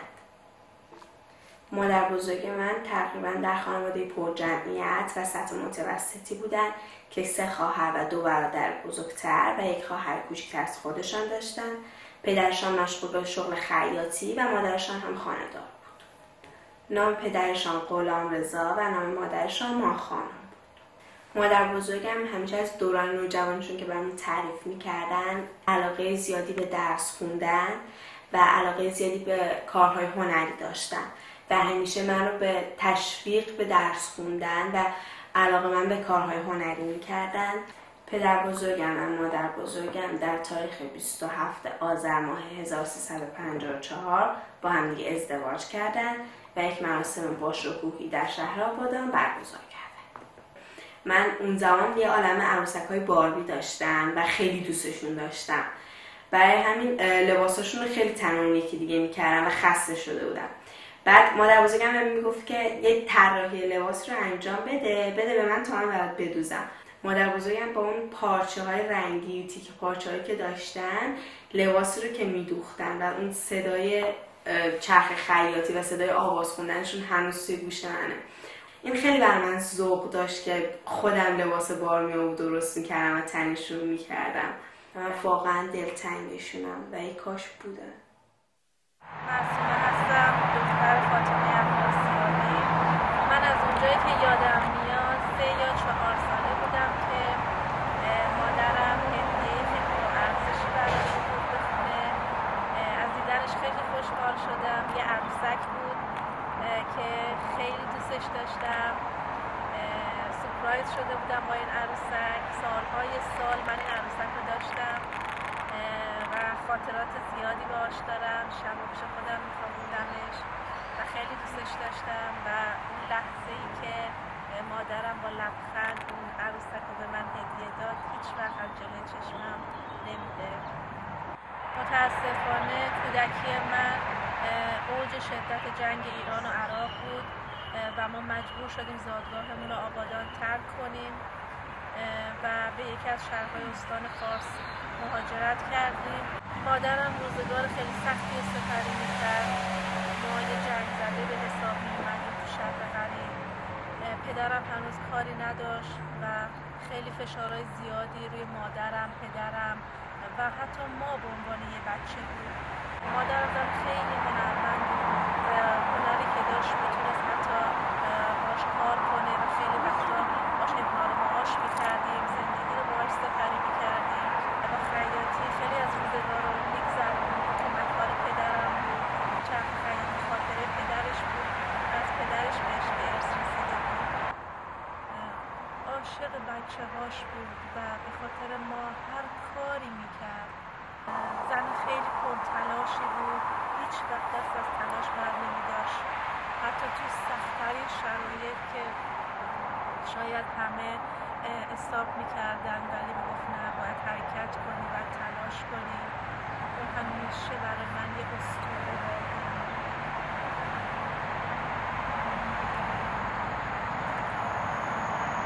ما با چشمای خودمون داشتیم آتیش گرفتن لحظه به لحظه این ساختمون رو می‌دیدیم و هیچ کاری از دستمون بر نمی‌اومد. از اون طرف امیدوار به این که حتما نجات پیدا کردن و حتما تونستن نجاتشون بدن، ولی متاسفانه بعد از 3 روز که دنبالشون میگشتن از توی بیمارستان‌های مختلف، کلیسا، مسجد و خیلی جاها خبر آخر رو به ما دادن که متاسفانه تو ساختمون بودن و نتونستن درشون بیارن و اطمینان کرده بودن به حرف‌های پلیس و آتش نشانی که مرتب اعلام می‌کردن بهشون که به طبقات بالاتر بریم و شما رو نجات بدیم.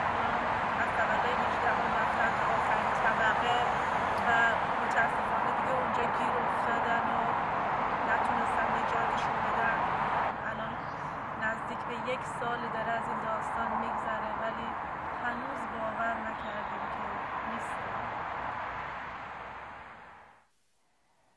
راهله هستم، دختر خانم فاطمه افراسیابی، فرزند سوم خانواده. اولویت مادرم همیشه تحصیل بود، اینکه ما همیشه ادامه تحصیل بدیم، چون که خود مادرم تحصیل رو خیلی دوست داشت. متاسفانه نتونست که خودش بیشتر از دیپلم ادامه بده به تحصیلش. مادرم از بچگی به نقاشی خیلی علاقه داشت، نقاش خیلی خوبی بود، نقاش خیلی زیبایی رو بدون اینکه کلاس نقاشی رفته باشه خلاقانه نقاشی میکرد و چیزی که واسه ما تعریف میکرد همیشه این بود که توی خونه خودشون روی دیوار یه قسمتی که کاشیکاری شده بود، نقاشی‌های مینیاتوری خیلی زیبایی کشید، خیاط خیلی خوبی بود، عروسک‌ساز خیلی خوبی بود. همه اینها رو برای ما به یادگار گذاشته. زمانی که گلسازی میکرد و عروسک سازی میکرد بیشتر وقتها شبا رو اختصاص میداد به این کار و من در کنارش بهش کمک میکردم و سعی میکرد که به من یاد بده که چجوری عروسک سازی کنم یا گلسازی. توی اون سکوت شب که در کنار هم بودیم تا زمان زیادی رو از نیمه شب با هم میگذروندیم برای من تعریف میکرد از خاطرات کودکیش، جوانی. اون زمان برای من خیلی دلنشین بود، الانم همینجور، اما الان خیلی بیشتر اون خاطره ها برای من ارزشمندتر شده. تصور این که خاله و مادر من در این آتش سوزی هستند خیلی دردناک بود برای ما و خیلی امیدوار بودیم که بتونن نجات پیدا کنن و مسئولین بتونن کاری انجام بدن برای نه فقط خاله و مادر من بلکه همه کسانی که توی این ساختمون زندگی میکردن. ای کاش هنوز آغوش مهربانت و گرمای وجودت رو داشتم. سالا هستم، دختر چهارم خانواده. خوشبختانه من با برادرم دوقلو هستیم و خاطرات زیادی از مادرم با هم داریم. من الان خودم یک مادر هستم، یک پسر 6 ماهه دارم و الان بیشتر متوجه اون همه تلاش و شب زنده‌داری های مامانم هستم، به خاطر اینکه با وجود داشتن 2 فرزند دوقلو و 3 خواهرای خردسال دیگم خیلی وظیفه بیشتری در قبال ما 5 فرزند رو داشت. صدای زیبایی بود که واقعا به ما آرامش میداد. آواز میخوند توی خونه، توی کارهای روزمره که انجام میداد. ظرف میشست، موقعی که غذا درست میکرد میخوند، خیلی هم زیبا میخوند. یادم روزی که متوجه شدم باردار هستم با همسرم زنگ زدیم به مادر و میخواستم اولین کسی باشه که بهش این خبر رو میدم، چون میدونستم خیلی خوشحال میشه. اولش باورش نشد، شوک شد، بعد از سر جاش بلند شد و گفت که جدی میگی؟ تو رو خدا انگار دارم پرواز میکنم، بال در آوردم. و واقعا پرواز کرد. دیگه از اون روز هر روز به من زنگ میزد، جویای احوالم بود، از نینی میپرسید، میگو بیبی چطوره. هر دفعه یه تیکه چیز براش میخرید، نشونم میداد، میگو این تیکه لباس رو خریدم، این اسباب بازی رو خریدم و همه رو گذاشته بود کنار، قرار بود بر من بفرسته. این یکی از اون عروسکایی که مامانم درست کرد و این لباس نماد یکی از اقوام اصیل ایرانی هستش. یادم موقع که این عروسک رو بر من درست میکرد، حتی این موها هم موهای مامانمه که الان به سر عروسکه.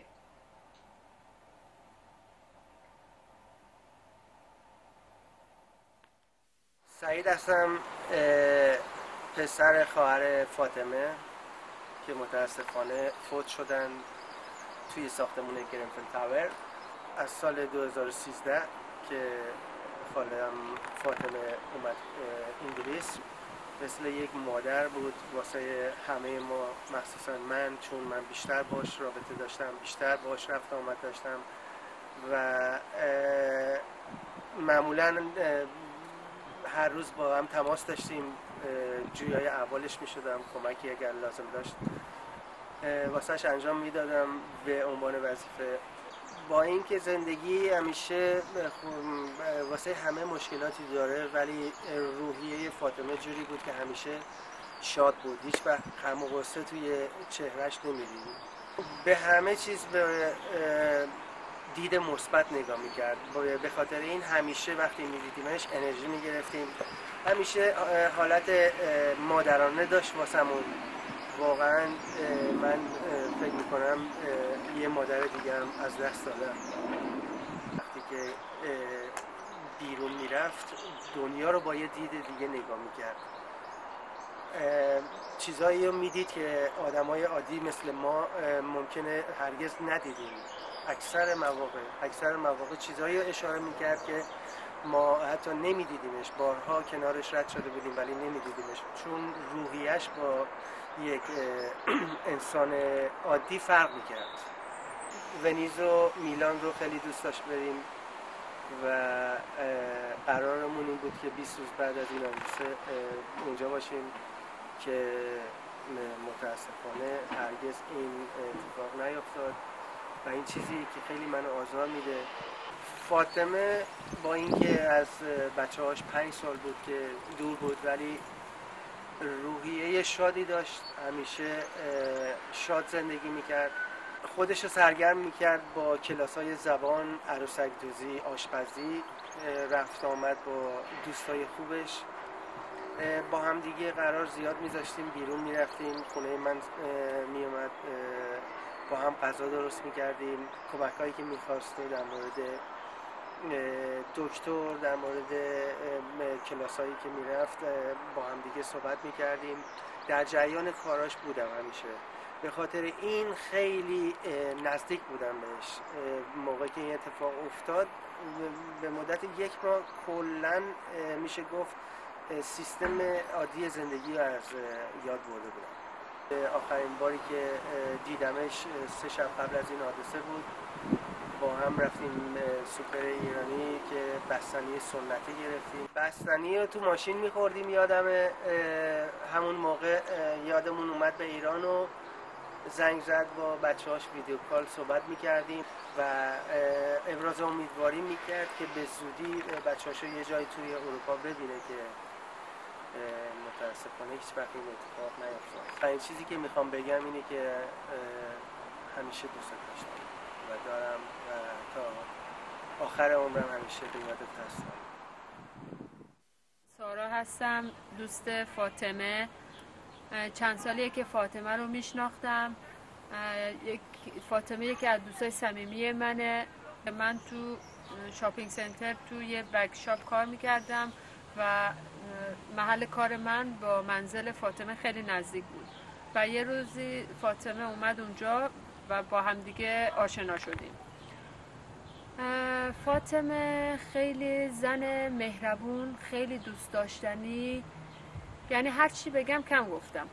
همیشه می اومد اونجا موقع که من سر کار بودم، برای من غذا می آورد. بعضی موقع که هوا سرد بود برای من غذاهای گرم می آورد. همیشه با انرژی مثبتش مثلا به من امید میداد. میگفتم خوش به حالت فاطمه، خیلی انرژی زیاده، خیلی مثبت فکر میکنی. خیلی مهربون بود، خیلی خیلی بیش از اندازه. هر کس اونو میدید، حتی برای 1 ساعت که شده، عاشق اخلاقش میشد، عاشق منشش میشد. خیلی خوشتیپ بود، خیلی تمیز بود، خیلی به ظاهرش میرسید. یعنی واقعا همه چیش عالی و پرفکت بود. یکی از دوستای من بود که همیشه تو ذهن و فکر منه، چون واقعا کسی نبود که بخواد آدم فراموشش کنه. فاطمه خیلی هنرمند بود، واقعا میگم انگشتاش هنر میبارید، آشپزیش واقعا عالی بود، خدایش میگم، خیاطیش عالی بود، عروسک سازیش، یه عروسکایی درست کرده بود واقعا خیلی قشنگ بود، خیلی دوست داشتنی. یه دفعه برای من یه لباسی گرفته بود، یه لباس سبز و بلندی خیلی قشنگ بود، گفت سارا اینو برای تو خریدم. بعد گفتم فاطمه من این لباس رو دوست ندارم به خاطر که بلنده. گفت باشه برات درست میکنم، چون خیاطیش خیلی عالی بود. دیدم فردا برای من آورد، همون مدلی که دوست داشتم اونو کوتاه کرده بود و خیلی قشنگ. چه صورتش خندون بود و مهربون، اما تو قلبش یه ناراحتی وجود داشت. بهش میگفتم فاطمه چته؟ میگفت که ناراحتم به خاطر برای بچه ها. خیلی یعنی واقعا میگم عاشق بچه هاش بود، بچه هاش واقعا دوست داشت، هر لحظه با بچه هاش حرف میزد، همیشه خدا موبایل دستش بود. میگفتم داری چیکار میکنی؟ میگفت دارم به بچه ها تکس میدم، دارم باشون حرف میزنم. گفتم خسته نمیشی؟ همه چی رو براشون تعریف میکرد، چون واقعا عاشق بچه هاش بود. خنده هاش، چشمه خوشگلش تو ذهن منه، خنده هاش، چشمه خوشگلش. همیشه هم بهش گفتم فاطمه چشمات خیلی خوشگله.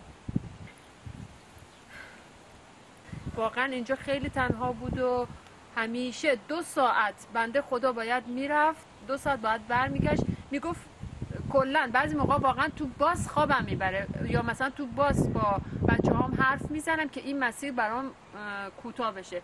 یعنی این چیزی بود که واقعا منم خیلی آزار میداد. همیشه میگفتم نرو، میگفت خب اینجا هم تنها هستم چی کار کنم، مثلا چند روزش با من میگذرون. خب مثلا چند روزش اپوینتمنت داشت، اما موقع که چی نداشت، هیچ اپوینتمنتی نداشت یا مثلا پیش من نبود، سعی میکرد بره او طرف خونه خواهرش اینا و بچهای خواهرش. حلالم کن به خاطر خوبیایی که در حقم کردی و من نادیده گرفتم. اینو واقعا جدا میگم، صمیم قلبم گفتم حلالم کنه فقط، چون شاید قلبش رو شکستم.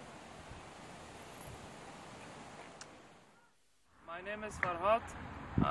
I'm a friend of Fatima.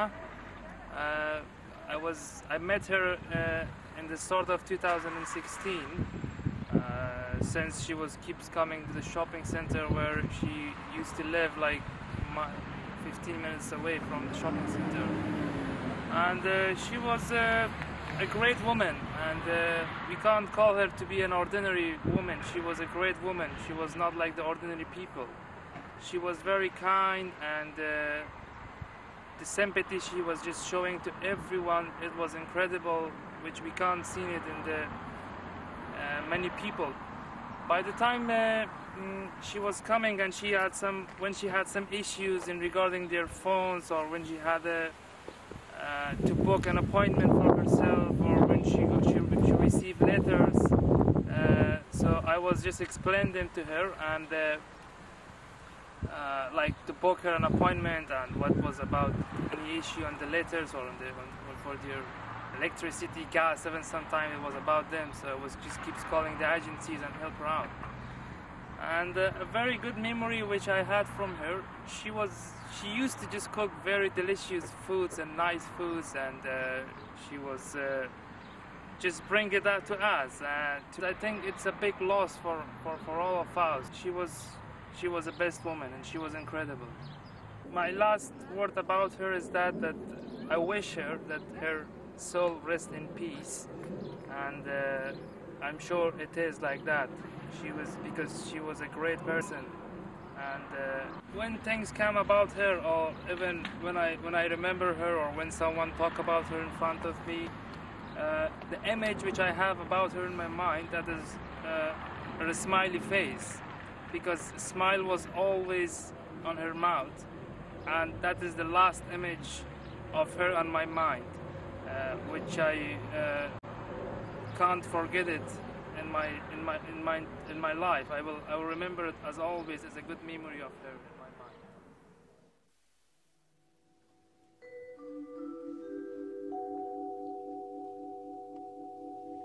In the depth of my eyes, baby,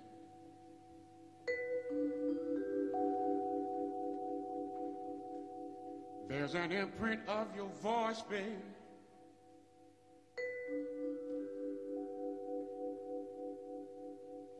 In my restless mind.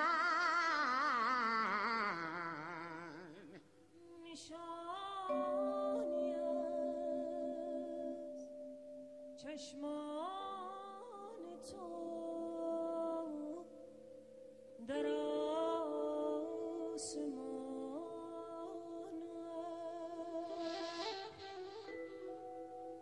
نشانی Sing to me, baby. نگاه تو Sing me your song. بی جان بیکرانه I can hear your cry. عبوری از صدای تو و های های های تو در انتظار جان بیقرار Your love is so deep. غباری از نگاه تو So deep inside, baby. و آسمانی از بهار تو به پیکر کبود Oh, we've got to set this love free.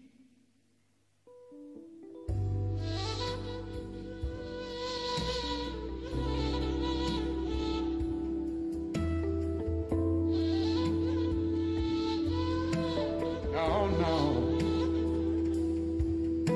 Yes, baby.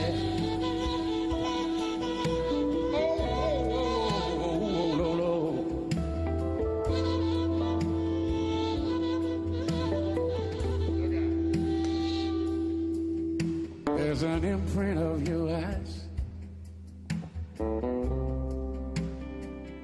in the depth of my eyes, baby.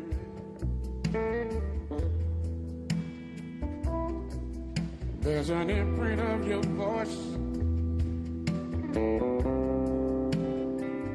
in my restless mind. Thank you, sir. And oh, there's an imprint of your body, your sweet body, in my embracing arms, baby.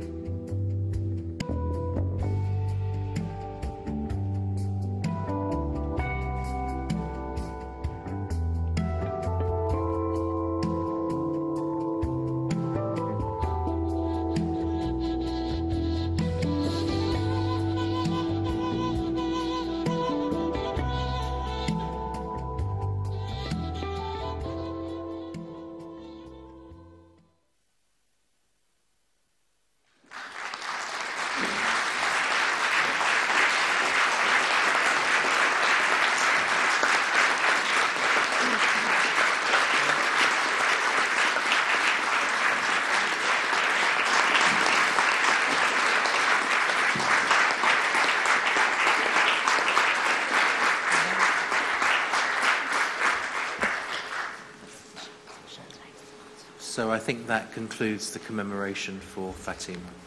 Well, thank you for bringing that film and showing it to us. It was very impressive and very moving. Thank you very much indeed. خیلی ممنون از اینکه این فیلم رو به ما نشون دادیم. بسیار تاثیرگذار و تکان دهنده. امیدوارم همینطور باشه. I hope it was true. Thank you. That's right. Thank you. Thank you, sir. That would be a good point to break. 2:15, please. I was going to suggest 2:15 exactly. Thank you very much. 2:15. Thank you.